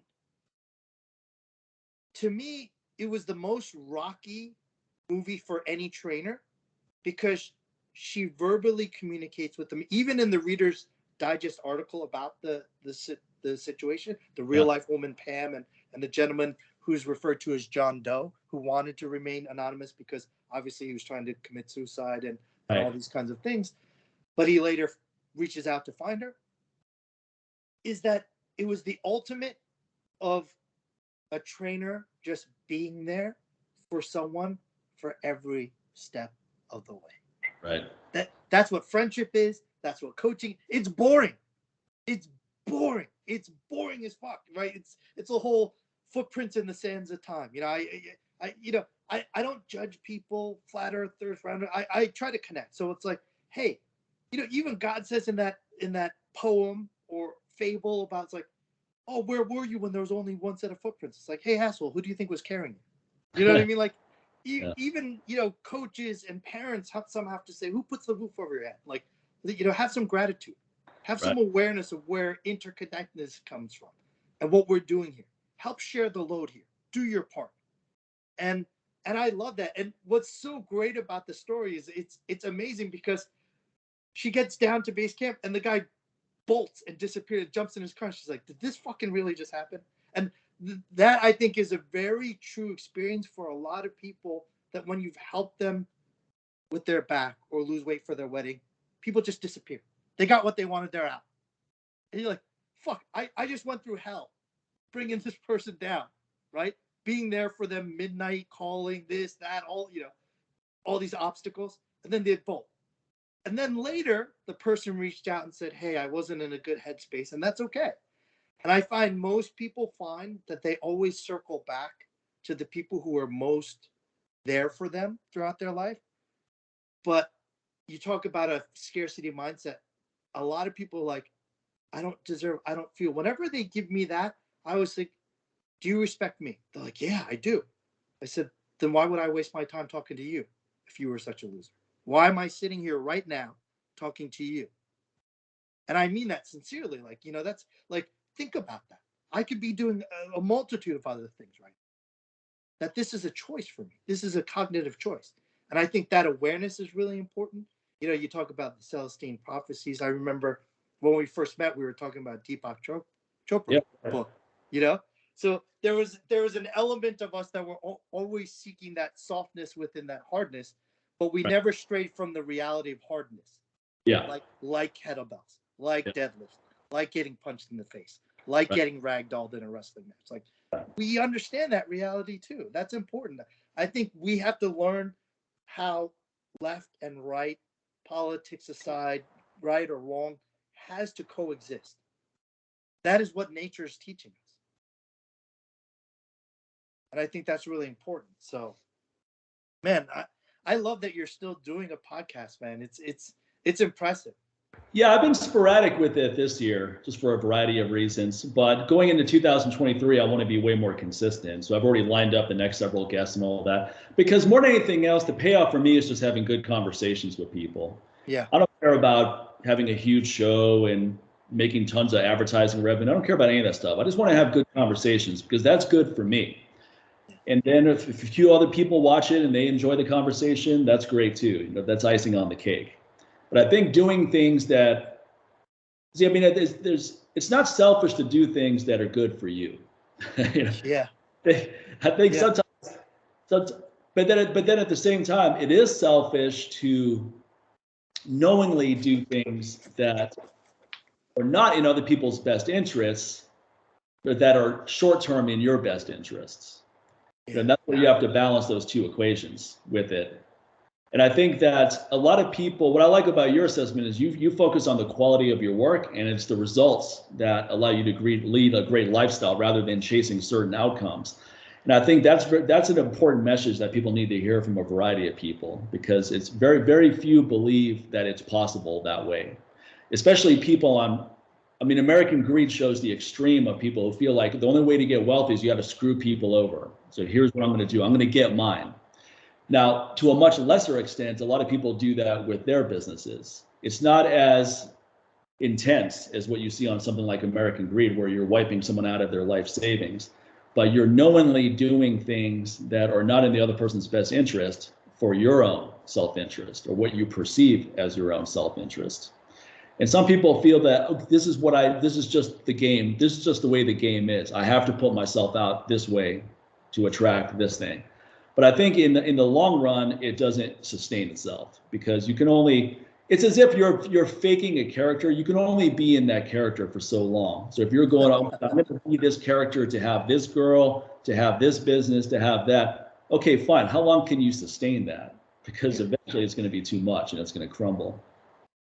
I think the way I like to distinguish that is, most people are transactional. Yeah. And that's okay if all parties are aware and said, hey, this is for this amount of money, for this amount of time, for this service or this, and then they part. I think that's fine. I think when one is idealistically looking at it as an investment and another one's looking for, hey, it's just for the time being, that's when feelings get hurt on both ends. Right. And I think then you should understand that it is a transitional relationship. Right. That you should. And the more transitional relationship you can develop, the more longevity you can start to develop in a culture that's used to quick fixes and, dopamine and adrenaline, to have more steady undulations of these variable transitions. I always tell people to be creatively communicative of the same message, to say it in many different ways, to many different languages, to many different audiences. I'll speak very different to like a law enforcement community versus an audience at Cambridge, for example. Right, sure. Yeah, makes sense. And I don't think that's fake, because you still have to maintain an integrity of who you are and a sense of who you are. And I think most people don't get anywhere because they don't have that awareness that you were talking about, through, and you don't need a spiritual practice. You can walk, you can garden, you as long as you do something that really fulfills you and expresses who you are, and I think people get very disappointed when they follow me on social media because they like there's some superhero stuff and some food stuff, and then I remember a guy came over, a trainer from New York, is like, holy crap, you have one bathroom that's just themed for the Hulk. Like it's all Hulk figures and painting. He goes, yeah, because it's not an act. Like I actually like that kind of stuff. I'm a fan of comic book artists and writers and stunt workers and actors. So well, you can connect with people in interesting ways by just sharing that. That's what I like using social media too, in terms of here's the kind of music I like to listen to. Here's a bunch of books I read recently. And all of a sudden people are going, oh, I didn't realize he was into that kind of stuff. And it's just one more way that people connect with you. And sometimes people are drawn to you for that. I've had people tell me, they go, oh, I didn't realize once I realized you were a fan of the Cro-Mags, I knew I had to get your kettlebell DVD because they're a big fan of it. Now, it's not saying I'm a fan of it because I go, okay, if I say I'm a fan of this, I'm going to get more. First of all, they're an obscure band where if you're not into the genre, you're not going to know who they are anyway. But if you're genuinely a fan of something and you put it out there, sometimes other people gravitate to you just for that thing. Now, I'm not putting it out there for that reason, but it just happens organically. And I think that when you have the courage to be yourself, you attract the people that are the best fit for you too. That's always been my mantra with my business is I'm not trying to cast a net and get everybody. I want to get people that are a good fit for me. So if I put myself out there authentically, a lot of people aren't going to like it, but a lot of people are going to like it. Now, if enough people like it for me to have a good living, then it's working. Rather than me saying, okay, I'm going to act this way, I'm going to dress this way, I'm going to behave this way, I'm not going to do this because I don't want to offend anybody. I don't want to irritate anybody because I could lose business. Now, at the same time, there's some things you should keep to yourself. I'm not a big believer in expressing political beliefs all day long. I think that's just divisive, and I think it's not you're just going to alienate half of your audience for no reason. Yeah. That doesn't mean that if someone asks me what I think about a particular issue, I'm just not going to respond. I'll respond. I'll tell what I have to think about it. But I'm not going to purposely put that kind of information out there because that really has nothing to do with my business anyway. I don't care if someone's Republican, Democrat, or independent. I want to help people in general. So it's not as if I'm thinking I only want these people buying my products. I only want to help these people over here. No, that's a very limited way of looking at things. It's interesting. I wish more people knew about your skill with hormone optimization. I think they know about your products, but just the fact that you would even like give advice to someone casually by saying, hey, you could probably, it's like a nutritionist saying, hey, you could probably hydrate better. Like if you want to get into the just give my feedback because I'm not a doctor, so there's obviously liabilities with me telling people what they should be doing. I go, look, here's my opinion. I always frame it that way. I looked at it. Here's my opinion based on the research I've done and what I know. Now you should cross-reference this with someone who's a professional, and I'll say, and here's some people I recommend because a lot of doctors don't know jack shit. Let's be honest here. Yeah. When people say, talk to your doctor about this, most doctors don't know anything about hormone optimization. They certainly don't know anything about supplements or training. Right. So you can't just consult with any doctor. You have to consult with the right doctors who are knowledgeable in this kind of stuff. Unfortunately, I know several, Dr. Mark Gordon, Dr. Julio Garcia, to name two, Dr. Thomas Inclinon's great. Any of these people, if I pass someone on to them, I know they're going to do a good job and get great results. Yeah. And you know what's great about a lot of your articles that I don't think most people realize or may have forgotten because there's a new generation of people. Like I see a lot of people trying to go back to golden era bodybuilding or, pre-steroid bodybuilding. But you're the OG. You wrote about, Reg Park and, the 5x5 system. And you've written quite a few articles on a lot of those old-time lifters. Yeah, Doug Hepburn, people like that. Yes, the Canadian lifter, yes. Because those people, if you look at their training, they focused on basics, they focused on healthy eating, focused on restoration. And I love the look of that era of people too. Someone such as John Grimmick. John Grimmick wasn't just super strong and athletic. He looked really good. He looked very healthy. Yeah. He was a pretty big guy in terms of musculature, but I think he had a physique that a lot of people would find desirable in terms of what they would like to achieve. It wasn't just such as not taking any away from the Mr. Olympias now, that's their thing. But the average person doesn't want to look like that. Now, the average person's not going to look like that by accident. I always laugh at People say, I don't want to get too big, as if it's something that's going to happen so easily. I go, don't worry. You know how many guys are just, they do everything right to try to put on size, and then it barely moves the needle. And those are people that are dedicated to trying to get bigger. The average person thinks they're just going to pick up a dumbbell and all of a sudden they're going to have 21-inch biceps. That's always loud for me. Yeah. But I think, you know, that might be a creative way for you to kind of like revitalize the industry with concepts of basics. Yeah. Because I think you've been around long enough. Yeah. To see a trend come back. Like there's a whole new generation of kids who probably would appreciate some natural bodybuilding, functional strength training tips and restorative, you know, through food. I was actually talking to a martial artist yesterday who I respect tremendously, who's like a mentor, who's an elder to me, a mentor to me, and he's a vegetarian. So I was telling him how we were going to do this podcast. He goes, "Oh, I love his stuff," you know, because I directed him towards you for supplements, for nutrition, and for kettlebell stuff. Yeah. You know, I'm not one of those guys, you got to train with me. It's like, no, go look at his stuff. You know, I respect him. He's like, oh, he seems like a good guy. And that's what I love. I love when people said, oh, you turned me on to, you know, Mike Marlowe or Nick Nilsson. That makes me happy. It makes you look good when you give credit to other people, and it makes you look good when you recommend other people, because you become more credible. I mean, it reminds me of EAS when they first started, and they came out. Remember when they came out with that supplement manual? And they came out with a supplement manual that you just had to pay for shipping, and it was hundreds of pages. And they actually recommended competitors. They said, here's a competitor who makes a great product. And this was unprecedented at the time. No one did that. People would always say our stuff is the best, everybody else sucks. Now here's them saying, look, we think we have some great products, but here's a bunch of other companies that have great products too. Yeah. And even if they did it for self-serving reasons, it really stuck out at that time. It's like, wow, these guys are trustworthy. Look at that. They're actually recommending their competition.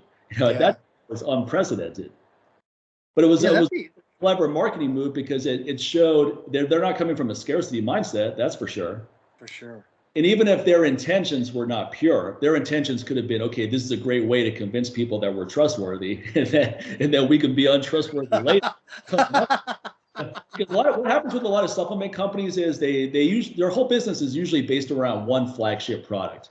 So they have one flagship product that's 80% of their business. In my business, it's my T booster. I don't know if it's 80%, but it's well over half. Okay, by far. So that's the flagship product.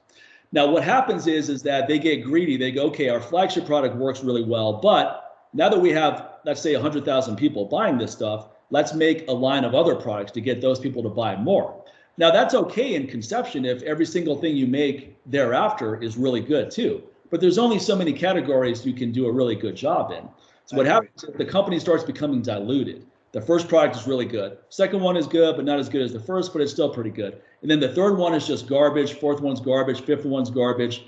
And then it starts becoming really generic. Like, oh, let's put our label on vitamin C, get people to buy that. Let's put our label on a multivitamin. It starts becoming very generic just to try to capture that. And that's when the whole thing really crumbles right there. So that's a temptation that my attitude with business is that I'm not going to develop another product. If I have to borrow money to fund another product, that means the business is not ready to grow yet. You should be growing from the profits you're actually making. And you don't want to make a product just for the sake of making a product. If you come across something that looks really good, that you think would be useful to people, sure, let's go ahead and develop that. Let's put it out there. But rather than, okay, let me just sit around. What do people want? What else can I come up with? That kind of mentality, that shows you're not ready for it yet. Because when you're ready for it, it'll be you try some different things you get excited about. You're like, wow, this is really working. Let me try some. Let me get some other people to try it. Oh, it's really working for them too. Now you may have the basis for developing another product. But just throwing stuff at the wall, hoping something sticks, that's always a flawed approach. I love what you just said there, you know, because first of all, it's so true, right? But it's principally sound, and that same principle can be applied to training. Yeah. Most people start out with something like that's fundamentally good, and then they try to like, well, social media or Instagram or this person said this, so maybe I should do this too. It's like, I need zone 2 cardio. So then it's like, and they start diluting, and the average person only has so much time in the day, right? So now they're diluting what was beneficial to them to compromise and try to meet whatever's trending, whatever's selling a product or endorsing just a philosophy or someone's pockets, right? Like, and I think, to me, that's the perpetual motion training philosophy, is to take something that you're good at. Let's say you're good at deadlifts. It's like, okay, so let's build a program around deadlifts. Yeah. And then to condense time. That's essentially what I do. That's the cornerstone move of my workouts, because that's the one that gives you the most bang for your buck. Right. So in other words, if I only had time to do one thing, let's say I wanted to get in a quick workout, I go, look, I have 10 minutes to do something. So a couple sets of something. Obviously, it's going to be the deadlift. Now, is the deadlift perfect? Is that the only thing you should do? No, of course not. But if you only have time to do one thing, it makes sense for me to do that rather than do something that's an isolation move or overhead pressing. Fine, that works your upper body pressing motion, but the deadlift works your grip, it works your legs, it works your lower back, it works your midsection, it works so many things that if you only have limited time, let's focus on what's going to give you the most bang for your buck. And I think that you can add a few more categories, but then you get to a point where it's a tipping point where now you've added too much and it dilutes from everything else. And that's when progress stalls. Complexity never improves a program, is where I'm going. It's never a question of you need to add more stuff for most people. Most of the time is you need to take away the unessentials. Yeah. And I think for something like that too, because at a certain point, most people plateau mentally before they do physically. Yeah. Right? Because they're bored. So what we program with people is then we give them like a barbell if they're doing deadlifts, a lighter weight, but they're doing one-arm rows, bent over rows with it. Right. So because people always complain, it's like, especially during COVID, it's like, well, I only have dumbbells that go up to 25 or 50. It's like, okay, if you have a barbell, the grip factor, because that's something that Eddie Cohn really emphasizes, talks about is holding a barbell for grip strength. And what I like about him is where he grabs a barbell and he does side bends with it. Yes. No joke. That's brutal. That is literally no joke. And I like that he prefaces, he's like, look at the size of my hand. So part of it for him is genetics, meaning his hands are huge, right? Yeah. Yeah. But I like that he also gives you an actionable step of, well, whether your hands are big or not, that's what I love about strength and conditioning. It's like, hey, you're born short, but you could get stronger. I can't get taller, but I could get you stronger, right? So, and I like that mentality. And to me, what I do with people is to try to get them to go from that bent over row to one-arm high pull to a one-arm press with that barbell. So when they're bored, to go to one of those higher skill, less weight, because you're not going to use as much weight, right? And it's offset. So all you need is that one barbell and some weights, right? And so the main thing is always going back to the deadlift, which is the base of the pyramid. And then you undulate when it's like, I feel really tired, my joints are tired. It's like, then do the lightest possible weight, curl and press it with the barbell. And just do that for your workout for the day, because you did something. Right. And then that'll get you, hey, just balancing your grip psychologically, physiologically, stabilizing your shoulder joint just helps your shoulder be in a better position to pull anyway. Right. And I think those simple cues are what are missing in terms of our education for social media, that we should be better helping people. Like, I think we have a responsibility to almost like Tim Ferriss fitness for people. And I'm not a big fan of hacks. Like, I'm not trying to teach people to hack it. Yeah, I hate that. Crazy. But I'm trying to Reader's Digest people. Yeah. So that they can do something that's creative and still productive. Yeah. But goes back to fundamentals. And I think that's really important. Like you wrote about Bob Peoples, right? Like, the deadlift. Like, that guy's awesome. That guy was incredibly strong, 165 pounds. He could deadlift 700 pounds, over 700 pounds. It's amazing. It's amazing how strong that guy was. Just doing basic stuff. I think the guy was a farmer. He just worked in his barn house.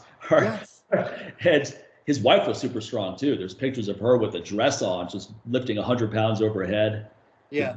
Very impressed to get all that. Yeah. Those people I always found those people really interesting. I think that the thing with training too is don't get so focused on how much you're lifting, get more focused on how good your technique is. Correct. Why I like to film my workouts, and I post some of it on stories, is that I want to see what it looks like. Yeah. And if it doesn't look good, it's not so much that I won't post it if it doesn't look good, but if it doesn't look good, I'm going to say, look, this doesn't look good.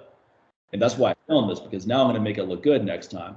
So if I deadlift a heavy weight, I don't want to just lift a heavy weight. I want it to look really good. I want it to look seamless. I want it to look like there is Yes. rest in my face.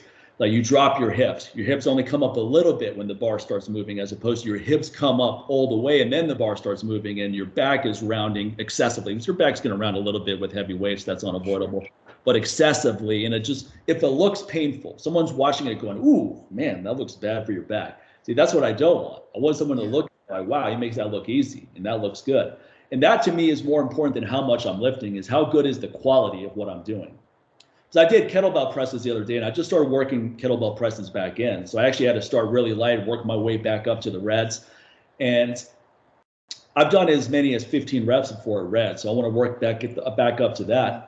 So the other day, I worked back up to 6, then 7, then 8, and the other day I did 9, and the first 8 looked really good. 9 didn't look good to me. It was out of the pocket. So that made me think, okay, Doug, you're not ready for that just yet, because I wanted to look good. Charles Poliquin wouldn't counter rep if it didn't look good, and I like that philosophy. So in my mind, I didn't get 9 because 9 didn't look good. 9 should have looked like 1 through 8. So now let's dial it back a little bit, be a little bit more patient, because I want to end every set with really good technique too, because we want to program your mind going, this is how it should feel. And my big goal for 2023 is to be able to do Nordic curls, complete Nordic curls, where you lower and raise without a push. Right now I can lower under control really well, but I have to push a little bit to get going, to get the concentric portion.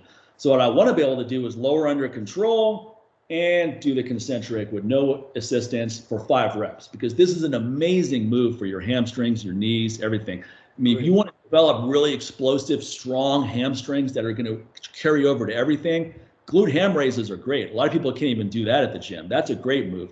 But Nordic curls are way more difficult than glute ham raises are. And it's such a good move for just overall strength and athleticism. So that's actually going to be, that's my focus for going into 2023. It doesn't mean I have other goals, but I like to focus on one thing and then everything else is supplementary. So my brain is going, okay, this is what we're focusing on right now. I'm still going to do deadlifts, but I'm not chasing big PRs with that anymore. I'm not a competitive power lifter. I already lifted as much as I ever wanted to lift with that. I already hit my PR goals. So I don't have any strong inclination to really push it there. It's a great move and I want to keep it in the regimen, but I'm more focused there on practice and really good technique and feeling good with it.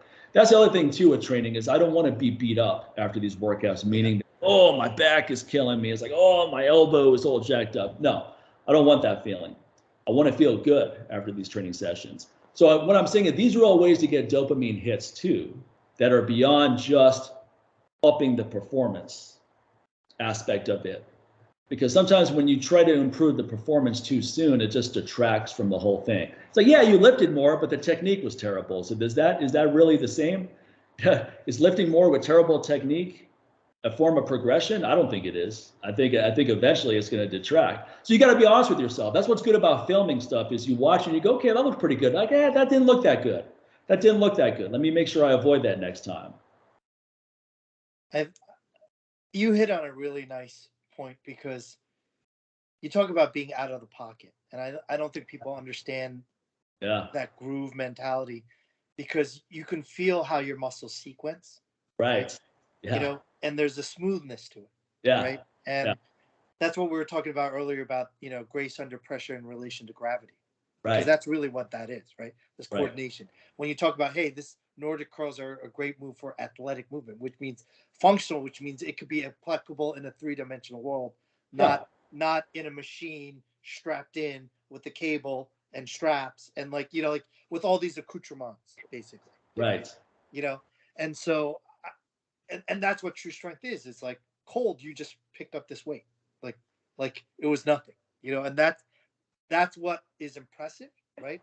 And I think, that's where the fractional push-up, even that quarter push-up, like I tried to explain to people back in our day, we only had 3 weights for kettlebells. We didn't have these like 35, 53, 70. Yep. That's it. We didn't have these meetings. So if I wanted to go up in a bent press, and I showed this whole group about how I progressed from one weight to the next when there's such a big jump. Right. So I showed them you have to learn how to bail out. Yeah. Because that's an important thing, right? Yeah. And the other thing, even with my clients, when they I call them when they're being dramatic, I'm like, oh, and the Academy Award for best supporting actor in a dramatic role goes to. Because like you don't need to show me how difficult it is. I know it's challenging for you. Like that's why we're training. Because otherwise you'd just be showing off and posting it on Instagram as a challenge. It's not a challenge. You can already do it. Can you do something difficult to make it look easy? That's what I find really impressive. Correct. I love seeing people with great technique. I could watch that all day.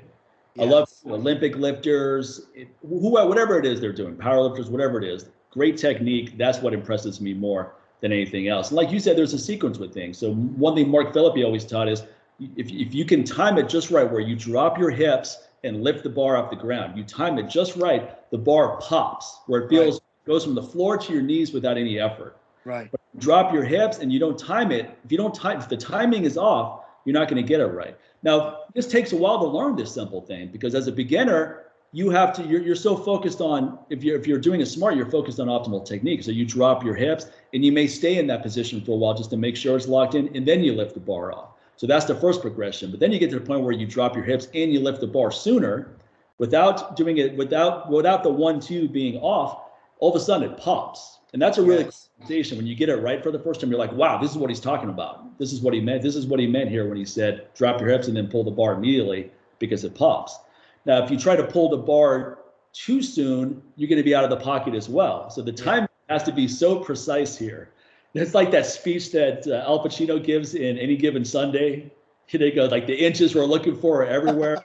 Like just all it takes is just 1 inch out of the pocket, you're done. But you're right. If it's like a wedge, it's like a seesaw, it's like a piston. It's just like any other engineering mechanism, right? And if something misfires, or if a piston misfires, then the sequence is off, right? And that's the whole point. Is it's almost like a hologram, even with the fractional, because if you're going for reps because you're trying to improve, like go up to 15, right? Right. You're not going to hold your breath as if you're doing a 1 rep max. That's right. Yeah. You know, that's not feasible, right? No, not at all. So what the key is to do is, once you get to that 8th rep and that 9th rep, instead of blowing your whole load, knowing that you're stuck, and then just go, and then like literally like a cartoon having all the steam, because that's not healthy either, to have the pressure go up. You want it to go down. Yeah, right. You know, because that's how hernias, hemorrhoids, that's how that is all facilitated and very common, right? Exactly. That's out of the pocket, right? Let's define that, right? But to align that structure in pocket, and then to literally just go, I got 1/16. So I got 8 and 1/16 of a rep. Right. That's clean. Right. That's progress. Yeah. That's the fractional plates of movement. Right? Any natural lifter, you and I have put a great deal of investment in fractional plates. Anyone who wants to improve their deadlift or have invested in fractional plates. Oh yeah, fractional plates are awesome. But most people don't. They just go to the, they don't even, most people, most gyms, don't even have 2.5. No, they don't have 0.5 pounds or 1 pound plates. They don't even have 2.5 pounds, most gyms. Yeah, a lot of times. Right. That's right. Yeah. Right. So it shows you when they're slapping that weight on each side, it's like, that's a big jump. Yeah. And they aren't really aware of their true perceived exertion. Right. Because they think they're hitting their max. They're not near their max. Because if you're adding that much weight on, you're not near your max. Right. Right. And so that's why that fractional movement is very important to maintain in the pocket, and just go to there. And I tell them, Energizer Bunny, you just run out of steam and you re-rack. Right. And you just go. There should be no drama. There should be no panic. There should be no clanging, banging, and all that bullshit. Right. So I like it. I like what you're saying. I love it. I mean, that's, I think that's the big thing, is how to get people to appreciate that. I think is really key. And maybe it's not for everyone. When I talk to elite people, they go, hey, excellence is in the minority for a reason. Yeah, that's true. Well, I mean, not everyone's going to want to take the time to take things to a level. You just have other priorities, and that's okay too. You don't have to try to be everything to everyone. Go, these are the messages that are important to you. The right people are going to receive it and utilize it, and that's the best you can do with anything, really. But that's also even safe for, our postal worker Harv. If he just learns to just Yeah.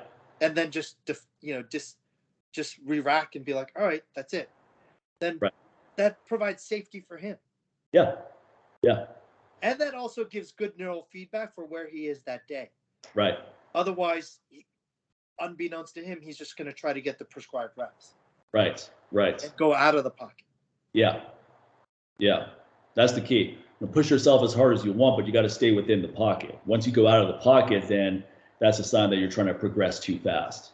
And with repetition, with kettlebell pressing, for example, if you're trying to do 15 reps versus just a maximum rep, the bracing is going to be different. The breathing is going to be different. You can't brace the way you would brace hard for a maximum rep or even 3 intense reps.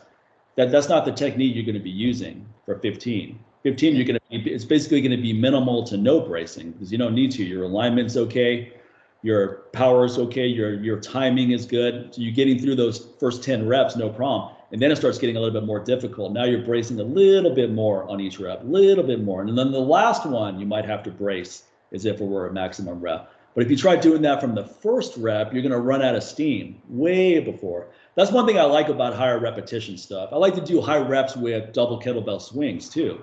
And you have to get into a really good syncopated motion where you're when you swing the bells back, they align perfectly with your midsection, and then you swing it back up, you get into a nice groove. So it's almost more momentum management than anything else. You're building some momentum to get in motion, and then you're just managing that to stay in motion, as opposed to you're driving through with your hips progressively to the point where you're overdoing it. You're doing just enough of a hip drive to get it to where you want to go. Next one, just enough of a hip drive. Because you're trying to, if you're going to do 50 reps, double swings with 70-pound kettlebells, you can't use the technique that you would use for 5 reps with, let's say, 100-pound kettlebells. Correct. Be a much more relaxed motion. You have to have just enough tension to protect yourself because it's still fairly heavy weights, but not too much that you dissipate energy. I mean, George St. Pierre made a really good point one time. He goes, the better my technique, the less good my conditioning has to be. Yes. Now I'm not getting fatigued. So if I go in for a takedown and my technique is really good and I succeed, that's a lot less energy than 8 attempts that are blocked by your opponent. So he goes, the better I get good at everything, whether it's throwing a punch, whether it's throwing a kick, whether it's doing a takedown or defending it, the less important my conditioning is. Because now I'm not wasting as much effort. And I always thought that was he's such an intelligent guy, but that was such an intelligent way of looking at things, because he's absolutely correct on that. He is, and it's interesting because it goes back to, transactional. I got the weight up or I got the reps in, versus transitional, meaning I have to manage the transition and the endurance, right? And then when people do the higher reps, they're still bracing, but it's intuitive. Then it becomes transformative, because now you're not even thinking about all the different cues that you're using as a beginner. Do you know what I mean? Because it's so ingrained in you. Well, when you think about bracing, the whole point of bracing is to help you stay in the pocket so you don't get out. Now, if you're lifting a weight if I'm lifting something such as the other day I did deadlifts with 395, 3 sets of 5. Okay, that's not heavy weight for me, so I don't have to brace for that. I'm gonna stay in the pocket automatically with that. Now, if I get over 5 plates, that's different. Now I have to brace and all that. Otherwise, that weight's gonna pull me out of the pocket. So the better your technique, the less bracing you need to do to a point. And then you save the bracing for when you need it. You save it for those maximum efforts.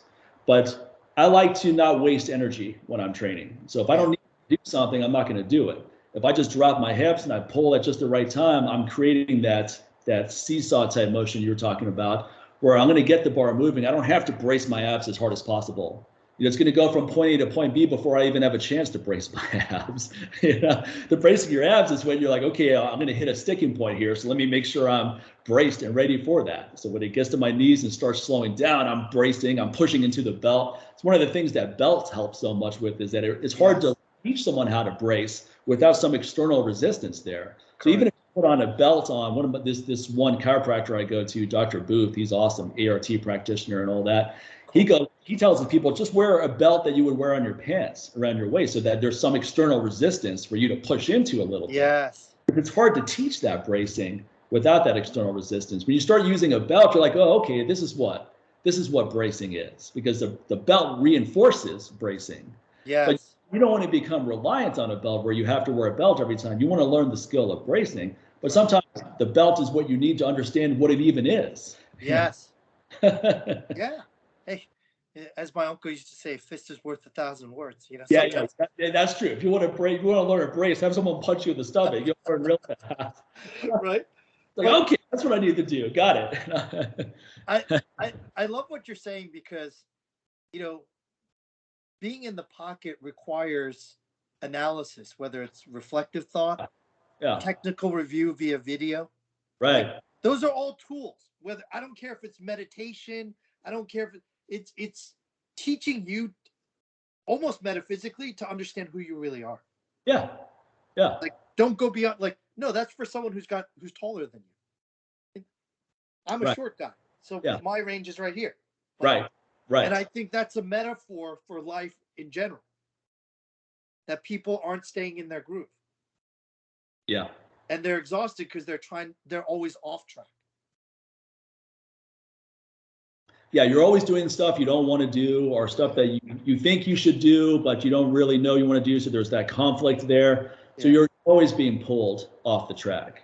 And that's the challenge there. And I think with business, it starts becoming what's interesting is people escape the 9 to 5 world to become an entrepreneur. And then they start applying all the stuff that they try to get away from in the 9 to 5 world. That's such a great Now they ruin their whole business. Now their business job, and you're like, man, this business is worse than the job I used to have. Yeah. Because to me, freedom is most important. That's paramount. Owning my time is paramount. But also, the work I'm doing should be work I want to do, not work I'm doing because I think I should or someone else thinks it's a good idea. I have people come to me all the time going, oh, you should do this. This will make money. That'll make money. And I go, that's not motivating me, though. I don't want to just do stuff to make money. I already make good money. I make a good income. It's more than enough for my lifestyle, my demands, my needs. So at this point, just making more money for the sake of making more money, that doesn't motivate me. Now, if I come up with something that I think will benefit a lot of people and that ends up making more money, great. I'm not saying that I wouldn't want to make more money, but it has to be the right way. It has to be something that I actually want to do to make more money, as opposed to me just going, okay, look, I got to this point doing stuff I want to do, and that's why it's successful. Now I'm going, okay, now I'm going to start doing stuff that I don't want to do to keep this going. Now that takes me right back to what I left. When I worked for other people, I was doing a bunch of stuff I didn't want to do every day to make money, right? That's what most people do. They do stuff they don't want to do to make money. That's the reality that most people live in. Now, if you get to the point where you're privileged enough to do something that you enjoy doing and you make a great income, the last thing you want to do is sell yourself out and start going, okay, now that I've exhausted everything that I want to do, let me start just coming up with a bunch of nonsense to continue down this train. You know, you make a fantastic point, and I do remember when you were working, and working at a company and doing pistol squats and handstand push-ups against the wall. Bet you, I wasn't even in the business yet. That's right. That's how long ago it was. Because when I went through that director certification, I was still a 9 to 5 guy. I remember that. Yeah. I distinctly remember that. So kudos to you. We made that transition. At that. Like that. That's fantastic. And I've trained some people who are very high up in their field, whether it's getting rid of waste, eco-friendly, or whether it's pharma or whatever. And here's the issue, here's the rub, and I think this will be very applicable to your viewers because I think a lot of people can relate to that. It's the simple fact that they're so good at what they do that they end up becoming the highest paid person in the company except for the owners of the company. Right. But then they feel very jilted, like, you know what? I can do this better. Right. Because even though they're right under the owners, they still feel shackled. They still feel like, I wouldn't do it this way. I would do it this way. Right. And I've seen it multiple times in multiple fields because I've trained these guys. Right? Yeah. I've trained the billion-dollar hedge fund guys. I have all these, and their ego's like, I could do better. So then they break off and they go away from the comfort of a well-known brand or company and guaranteed money and benefits, right? And they start their own company. And I've seen this cycle through multiple times. And they're like, okay. And then there's all this logistics that they never knew that they had to contend with that actually impede them from actualizing the change that they claim that they left for in the first place. Right. So then they go back to the comfort of a company because they would welcome them back. And then they're like, motherfucker, I would do it this way. I wouldn't do it this way. And I see this site, and then they leave again to be like, I'm going to start a company, or, oh, I'm going to start a company with my buddy. That's not going to change things. And what I realized is when you talk about the scarcity mindset is because they're not aware enough to go, I'm not a budget guy. I'm not an executor. I'm not a generator. I'm not a reflect. They have to be honest about their role. And once you know what your role is, you can contribute to your community. I mean, that's what the original barter system was. Like, I have chickens. I can give you chickens and eggs because you're a blacksmith. Can you give me horseshoes? You know, you know, you're really good at this. Like, is this amenable to you? Yeah. Right. And that's a skill to be able to say, hey, how many chicken eggs do I have to get my horseshoes? Like, that is a skill that is lost now. Yeah. I think a lot of people never developed the skill of things that they're actually good at, meaning that they got a lot of bad advice early in life going, oh, this is a waste of time. You're not going to make any money doing this. You should focus on this. And now they start focusing on things that other people are telling them they should focus on instead of doing exactly what they wanted to do. I mean, when I was in college, I have a degree in religious studies. No one thought that was a good idea. My parents said it was a worthless degree. You're not going to be able to get a job with it. But the reality is no degree. You're not going to be able to get a good job with any degree because you have no work experience. No one cares if you have a degree in business administration. You have no work experience unless you come from a top tier university or something. For the average, no one really cares. They want to know work experience. Now, for me, though, I was not a good student at all in college until I got into religious studies. And then I became a great student, not because all of a sudden I cared about grades, but because I enjoyed the subject matter so much. And I would read all the coursework and then read more just for my own knowledge, not because I was trying to get extra credit or anything. And all of a sudden, I started getting really good grades. But it was an outcome of me finally being passionate about something. So I learned at a young age, I'm not going to be good at anything that I'm not excited about, that I don't have genuine passion for. So that was good that I learned that in my 20s, but I also got a lot of bad advice and I got steered into this 9-to-5 world like everybody else. I did a bunch of jobs I hated until finally I got fired from the last job I ever had. And I realized that's it, never again. I'm never going back to that. I'm going to finally do something that I'm really excited about. And now it's been 20 years of doing that because I think that's what always guides me whenever I get into something. I go, am I excited to do this? Whether it's supplements or kettlebells or writing a book or teaching courses, these should all be things that I actually want to do, not because I think there's going to be a certain financial outcome that's favorable. Yeah. Well said. I love that. I took away from this conversation, be in the pocket. I love that. I love that phrase. I'm gonna edit a little clip where we talk about being in the pocket and post that on Instagram later because I like that whole thing. Yeah, because that's such a good metaphor for so many facets of life. Yeah. Be in the pocket. Be in the pocket with your training. Be in the pocket with the kind of people you want to hang around. Be in the pocket when it comes to your career. Yes. A lot of people get frustrated when they hear about people pursuing their passions because they were never enabled to develop a passion, or it's something that they don't feel is financially viable at all, which it may not be. You may have a passion for golf, but you're not that great at it and you're not good at teaching it. Not everything that you're passionate about is going to have necessarily a monetizable outcome. Yeah, for sure. I like skateboarding. I'm not going to make money. Right. I'm not good enough to teach other people how to skateboard. I'm certainly not good enough to compete in any way doing it. Right. But I don't care about making money off of it. I just like doing it. So it's good to have some things there. Now, something like training, I'm way more enthusiastic about. So I took the time to get good at it because I just have such a strong enthusiasm for it that actually became something that was bankable because now you have a certain level of knowledge that other people want. So sometimes I've been lucky in my career where a lot of the things I've gotten into are just things that happen to be things that other people are very interested in, such as hormone optimization. When I first started studying hormone optimization and I would talk about it at my seminars, all of a sudden no one cared about kettlebells anymore. They just wanted to talk about hormones. I would give a 1-hour lecture and every question would be about the hormone stuff and how do I learn more about this? And you talk about, look, here's how people feel when they have these imbalances. And 90% of the people you're talking to are like, man, I feel all those things, or I know.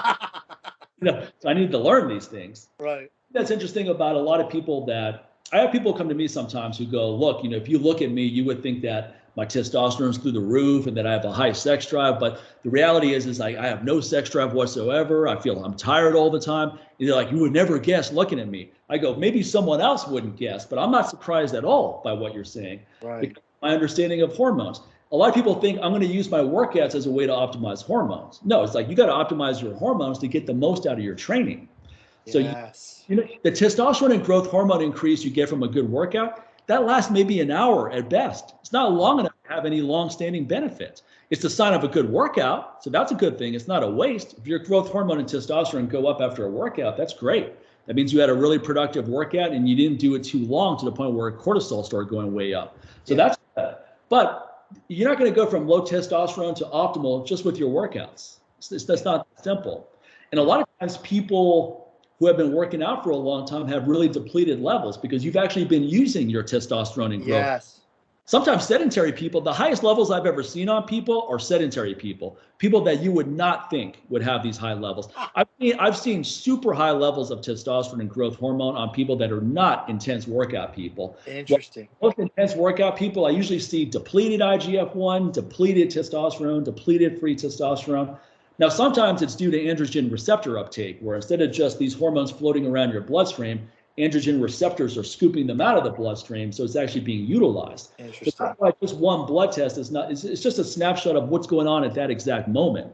Yeah.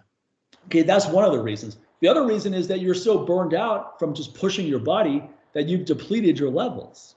Yeah. So if you just work out, you don't do anything for restoration, your sleep is off, maybe it's not that good. A big one with trainers or people in the fitness industry is over-reliance on stimulants, pre-workout stuff. And I don't even mean like pre-workout to work out. I mean pre-workout to get through the day. You know, every week clients because they're so sleep deprived and burned out. Right. That stuff wreaks havoc on your hormones. Nothing will destroy your hormone profile more than stress. Nothing will.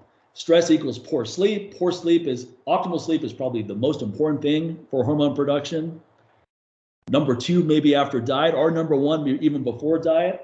And if you're just in this adrenaline state all the time from over consuming stimulants and pushing yourself, so you're just adrenaline, and you never shut that off, you're going to burn out real fast. Yeah. So a lot of times it's, you know, my father had really good testosterone levels all the way into his 70s. He wasn't a workout guy at all. He never worked out intensely. He didn't even eat that clean. He probably would have had way better levels if he ate clean. But he managed stress really well. Yeah. He didn't get stressed out about things. You know, he would just let things out and that was it. He would move on. Yeah. But he was also a guy who never really used that testosterone the way those of us who engage in intense training do. See, when you work out hard, you're actually using testosterone and growth hormones. So you're actually depleting those things over time. That's fascinating. Make sure you give yourself all the building blocks to rejuvenate. It's one of the reasons why my T-booster works so well for people is that you may not get a big increase in testosterone, but it'll help avoid a crash, a lowering, so you stay steady. So maybe you have a free testosterone of, let's say 120, which is a pretty good number, and instead of it going from 120 to 80, it stays at 120 the whole time while you're on the product. So you're not getting that depleted type state. So I see a lot of bad advice being propagated on hormone optimization. One is, oh yeah, work out. Here's how you work out to improve your hormones. And you got it all backwards. You got to have optimal hormones to get the most out of your workouts. One of the reasons why TRT is so effective is it keeps your levels steady. So if someone testosterone cream or shots, let's say their testosterone now is 800 total and their free is 160 or something, and it's always at that. It's either higher than that, or it's at that, or at the very worst, a little bit lower than that. But 24/7, that's where it's at. So every time you go into a training session, regardless of what's going on in your life, because now this is exogenous testosterone. So even if you're through a lot of stress and you're not eating clean, you're still going to have a high level from the shot or the cream or whatever you're taking.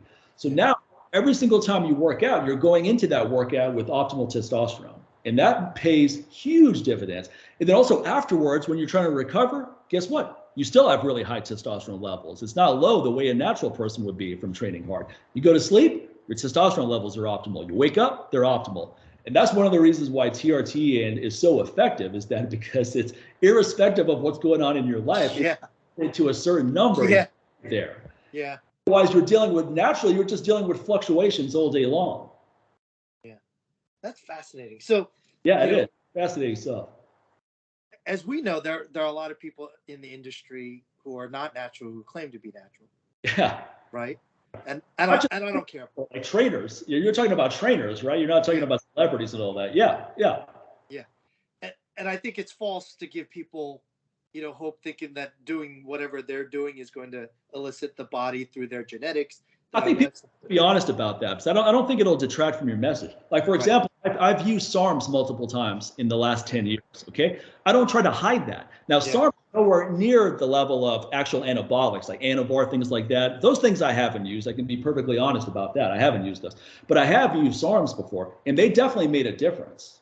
They definitely made a difference. I look at some of the training footage when I was using this one SARM cycle. It made a huge difference in terms of your ability to recover and put on mass faster and get stronger. No doubt about it. But what's wrong with telling people that? Now, here's the thing about SARMs, though, is at the time that I took them, I thought they were relatively safe. Over time, I realized that's not true. And one time I got some blood work done after using a SARM stack, and my liver enzymes were through the roof. I was really? Never been this high. So that's when I realized, okay, this stuff is not as innocuous as everyone likes to say it is. A lot of people say this is a safe alternative to steroids. No, these are experimental compounds where there's no long-term history of whether it's safe or not. And what's happening is a lot of people are taking these things and then they're having shutdown in testosterone. They're having liver problems. And at extreme cases, I think one guy's liver was so bad, actually, I'm not sure if this is true. I'm not sure if he had to have his liver replaced, but I think his liver was so bad that it required hospital care for him to get better. So you have to tread carefully with this kind of stuff. And now what I tell people, I wrote an article recently where I said, look, here's my take on SARMs. Are they effective? Absolutely. You will get stronger. You will get bigger taking them. There's no doubt about that, especially if you take a stack of them. Does it come without any cost? No. There's a chance that it comes with a high cost. It may come with liver stress. If you stand up for too long, who knows? You may be one of the unlucky few that has serious liver damage from it. Liver stress you can recover from. Okay, my enzymes are good now, so I recovered from that. But what if I never did blood work done and I just kept using this stuff? And I have no idea, because by the time you feel it, it's really serious. You're not going to just, like, I didn't feel any different with these higher liver enzymes. Not like I knew, like, oh man, I feel like my liver is inflamed in some way. But as it was undeniable, I was like, wow, these levels are high. I need to make sure I address this. And these things are easily acceptable. Anyone can buy SARMs. What concerns me a lot is people that are teenagers, early 20s, that are buying this stuff. You've only been working out for 6 months, right? This kind of stuff should be for someone who's worked out for 10, 15 years. You've hit a plateau, and now you're going, okay, let me try some of these things. Because possibly it can be used safely if you monitor it. But honestly, anabolics are probably safer than SARMs because at least there's a track history with it. And if you do it under supervision of a doctor, you can manage the negatives with it. I'm not recommending it, but what I'm saying is that there's way more data on that stuff than there is on SARMs, which are experimental compounds that pharmaceutical companies basically discarded. They realized they put it through enough testing to say this is not worth pursuing. It's not worth moving forward for whatever reason. And now they're just in this gray area where it's not legal, but it's not illegal either. So companies that sell SARMs always say not for human consumption. It says that on the bottle, when obviously they'll give you recommendations going, oh yeah, here's how your lab rat should use the SARM. So they're doing this to cover their asses because you can't legally sell it as a supplement. You can't say, okay, this is for human consumption. That's interesting. Yeah. There's peptides are another area. Peptides, I think, have a lot of health benefits, but we're at the early stages of understanding peptides too. So I can't say that they're categorically safe either, but I think they're way safer than SARMs are. My point is this, though. I've used peptides. I've used SARMs. I did an experiment with testosterone cream years ago. I didn't like it because my testosterone didn't even go up. It all converted to DHT, which is a metabolite of testosterone. I felt horrible on that. I tried it another time and it did actually feel pretty good. But then I decided, you know what, let me get back to this naturally because I'm only 35 at this point. I don't want to stay on this for the rest of my life.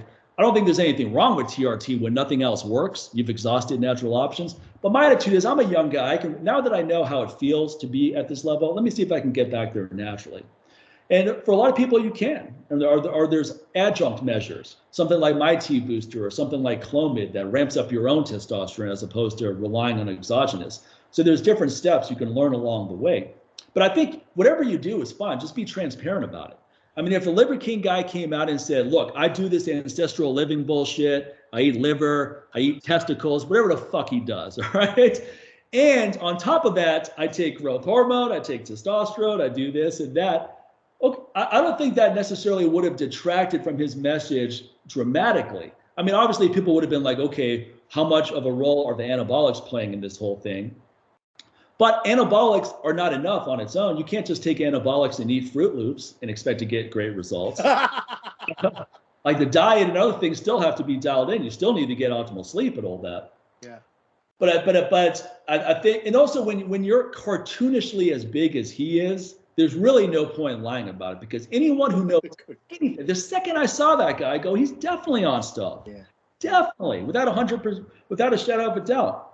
One thing I appreciated about Louis Simmons is that I remember reading an interview with Louis Simmons on T Nation, and they talked about anabolics, and he went right into it. He goes, yeah, these are all the things we take. He's like, I've been taking steroids for 15 years at that time. He's like, I'm always taking these things and all that. He wasn't even coy about it. And he wasn't even like, oh, I don't want to answer that question, or tried to make it look like he's taking a lot less than he actually takes. He was fully transparent. He goes, we all take these things. We wouldn't be able to compete at the level we compete at if we didn't. Perfectly honest. Now, did that hurt Louis Simmons in terms of his growth and notoriety? Absolutely not. It didn't. Now, he's highly respected. He was one of the most highly respected powerlifting coaches everywhere. People love that honesty from him. Yeah. It didn't hurt his business at all. Now, with the Liver King, if he was honest about the things he were taking, would have hurt his supplement sales? Maybe not. Maybe if he's like, look, yeah, I take these things, but I also take these supplements because I think they have these benefits. Maybe he wouldn't have sold as many as he did, but he'd still be selling it now because he would have been transparent from the very beginning. But look at someone like The Rock. Now he's not in the supplement business, but obviously he's on anabolics. But I don't know. Breaking news. Yeah, exactly. I don't know if he's ever flat out denied it. Right. And I don't know that he probably does interviews where it's like, look, don't even think about asking me about that question. It's probably worked in. That's why you never see him on a long form podcast. If you went on Joe Rogan's podcast, Joe's going to ask him that. And he's not going to just let him get off with this. So that's probably why he would never go on his show. And if he, look, I don't want to talk about that stuff, Joe would probably be like, well, I don't want you on the show. Because Joe's going to take it there. He's going to take it there and ask those questions. And he's not going to just leave it alone. He's going to keep asking it. And I don't think there's anything wrong with doing any of these things, but I don't understand why everyone feels like they need to lie about it. Like, no, you still need to do the hard work. You still need to train. You still need to have the nutrition on point. Right. It's like, look, I'm on TRT. I'm 50. I'm an older guy now. I'm working out hard. I have this ridiculous schedule where as an actor and everything I'm trying to do, then these things really help. So yeah, I'm on TRT under doctor supervision. I take some growth hormone, whatever the fuck else he's taking. Fine. Yeah. I really don't think it would detract from other people. What really detracts is when you lie about it and people find out later. Now that detracts for sure. Yeah. Because you weren't transparent. But someone like the Liver King flat out said, no, I don't take anything. Flat out said it. And then when he did his apology, he's all like, oh, I'm doing this because thousands of men commit suicide every day and we have depression and all that. I was like, yeah, that's all true, but what the fuck does that have to do with what you did? Now you're trying to deflect onto something else. So it's like, what are you saying here? You're saying that I took a bunch of steroids so that I could be this aspirational goal for people with depression? Makes no sense whatsoever. Here's my question for you. For someone who's not on anything, no SARMs, no peptides, no TRT, aging right now in the 50s, 60s, like towards that end, what recommendations would you make to them in terms of their training and how to optimize their hormone? Well, with diet, number one, I would make sure that they try to address all mineral imbalances. Do something like a SpectraCell. Make sure you're not zinc deficient, magnesium deficient, B vitamins, all those things. Make sure that all those things are on point, because that all pays big dividends. It goes a long way. Magnesium helps with sleep. It helps with free testosterone production. Zinc helps with blocking conversion of testosterone to estrogen. It also helps augment testosterone production. Selenium is really good for your thyroid. B vitamins are really good for stress management. Vitamin C is really good for excess cortisol. So there's a lot. So you don't even necessarily have to supplement these things, but make sure you eat foods that are rich in these things. Right. I eat Brazil nuts for selenium. That's great there. Yes. I eat fruits a lot of fruits in my shakes that give me a ton of vitamin C. So you can get a lot of nutrition from the foods you're eating. Now, when it comes to training, I think you really have to focus on restoration. One thing that I'm huge on is if you can get a good sports massage once a week, just do it as an experiment once a week for 30 days. You will never stop doing that because it makes such a profound difference. Yeah.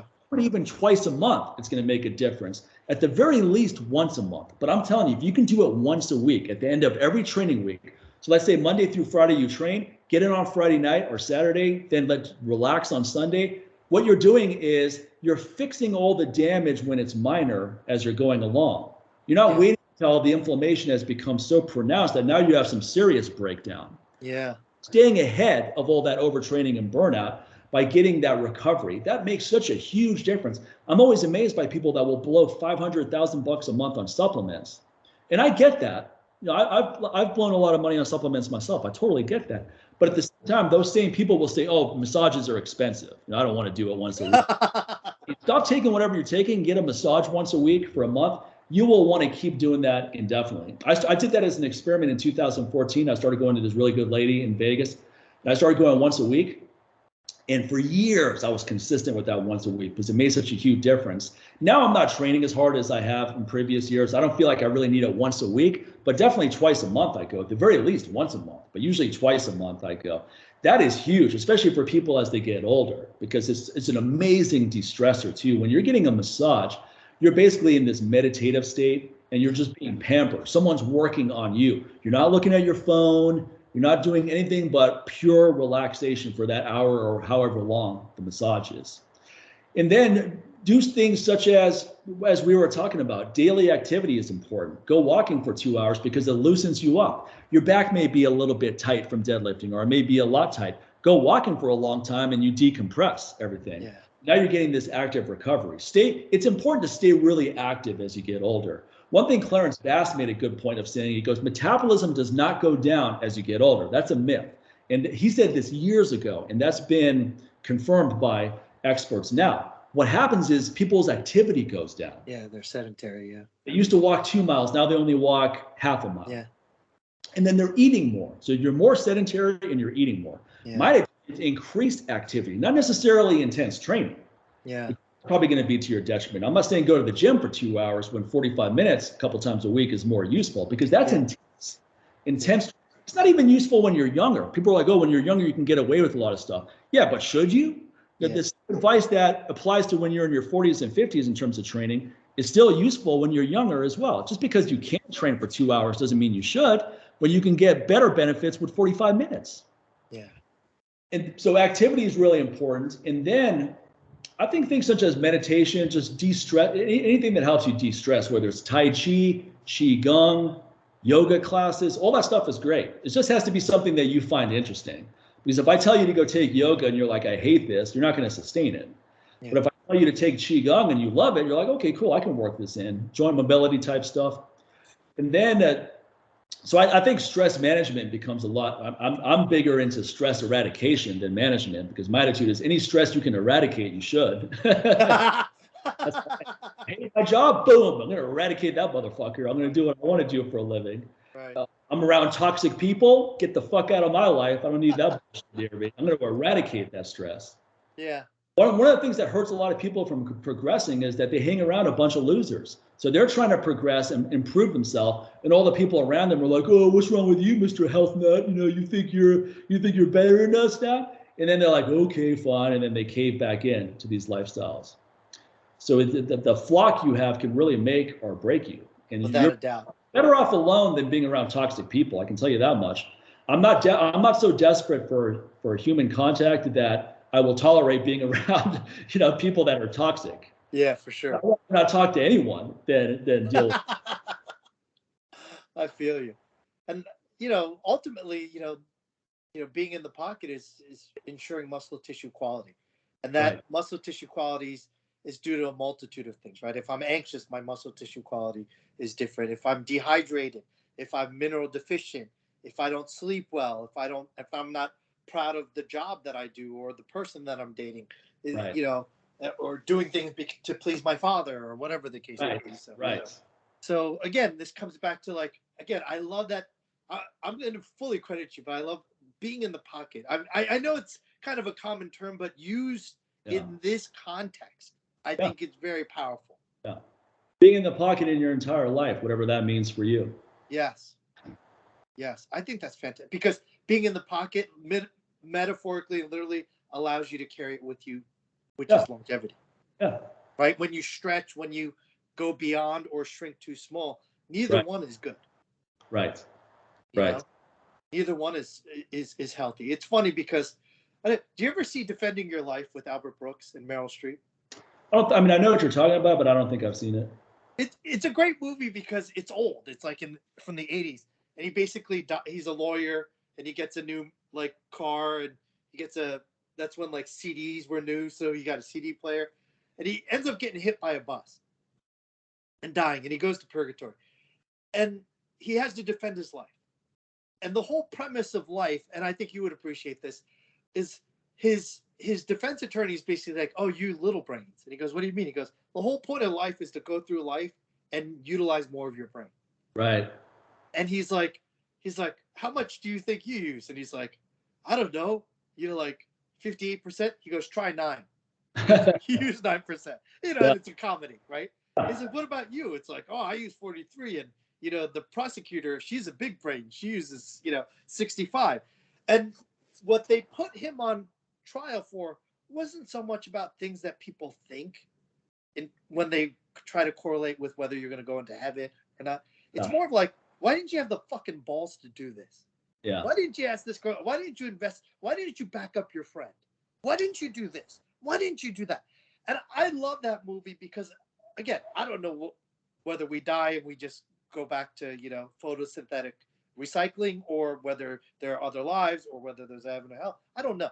But what I do like about that concept is even if it just pertains to while we're alive, that we go through many incarnations of different, transitions and transformations. I mean, that's the whole point of strength and conditioning is to get stronger, is to fight osteoporosis, is to strengthen tendons and ligaments, to improve my heart efficiency, and output. So I really like that defending your life is literally about having the balls to fucking live it. Yeah. Well, in 5 Regrets of the Dying, this book by Bonnie Ware, it's a really good book. She was a hospice nurse, so she talked to people when they're on death's door, essentially. And she said that one of the common regrets is people regret more what they didn't do than what they did do. Yes. And another big one was you didn't give yourself permission to be happy and to pursue the life you wanted. And others was worked too much. And I think you could further delineate that by saying you work too much doing something you don't want to do, probably. No one really regrets working too much doing something they really enjoyed. These are people that worked at some job for 30 years that they probably didn't have a big passion for, and they spent so much time trying to make money that wasn't that important ultimately for their happiness. So that's a really good book for, I think, people to read and get some perspective. But you're regretting more what, like you said, you tried asking the girl out and she shot you down. Well, at least you tried. Right. Rather than looking back on, man, what if I tried doing that back then, and who knows how things would have worked out, instead of having that in your mindset. And that anxiety is what is the true killer. Yeah. It's like, what if I, should have I, how what if she said this, what if she said that? And whenever I talk to people, it's like, yeah, but did you actually talk to the person involved? Because, that's my first question. It's like, did you include the person? Right? And I don't know about deep things like humility and love, but I always try to apply some type of applicable version of it and tangible version of it. And to me, love is inclusive. It's including people if you care, instead of wasting a ton of time excluding them and bitching about them, but never, talking with them and giving them that opportunity. And they have a right to be like, screw you, or walk away or do whatever. And that's fine. But have that right, have that exchange. And I think that's respect. Yeah, definitely. Well, this has been great, man. We've been talking for almost 3 hours. At the beginning, we're like, okay, what are we going to talk about? And one thing I always trust with having a good conversation with you is we're going to, plenty of things are going to pop up as we start talking. So I think that we got into some really interesting territory with this. So where can people find you? You have a website, or where do people find you? They find you on? I have no website, and you'd have to find me on Facebook, Will Chung, which I don't really post much on. And right now, my Instagram handle is Willful Muscle, WILLFUL muscle, and that's just because I'm doing a bunch of bodybuilding seminars now. That's the only reason. I saw that. That's really cool. So people should definitely check that out. Well, cool, man. Let me stop recording here just to make sure we don't lose the episode.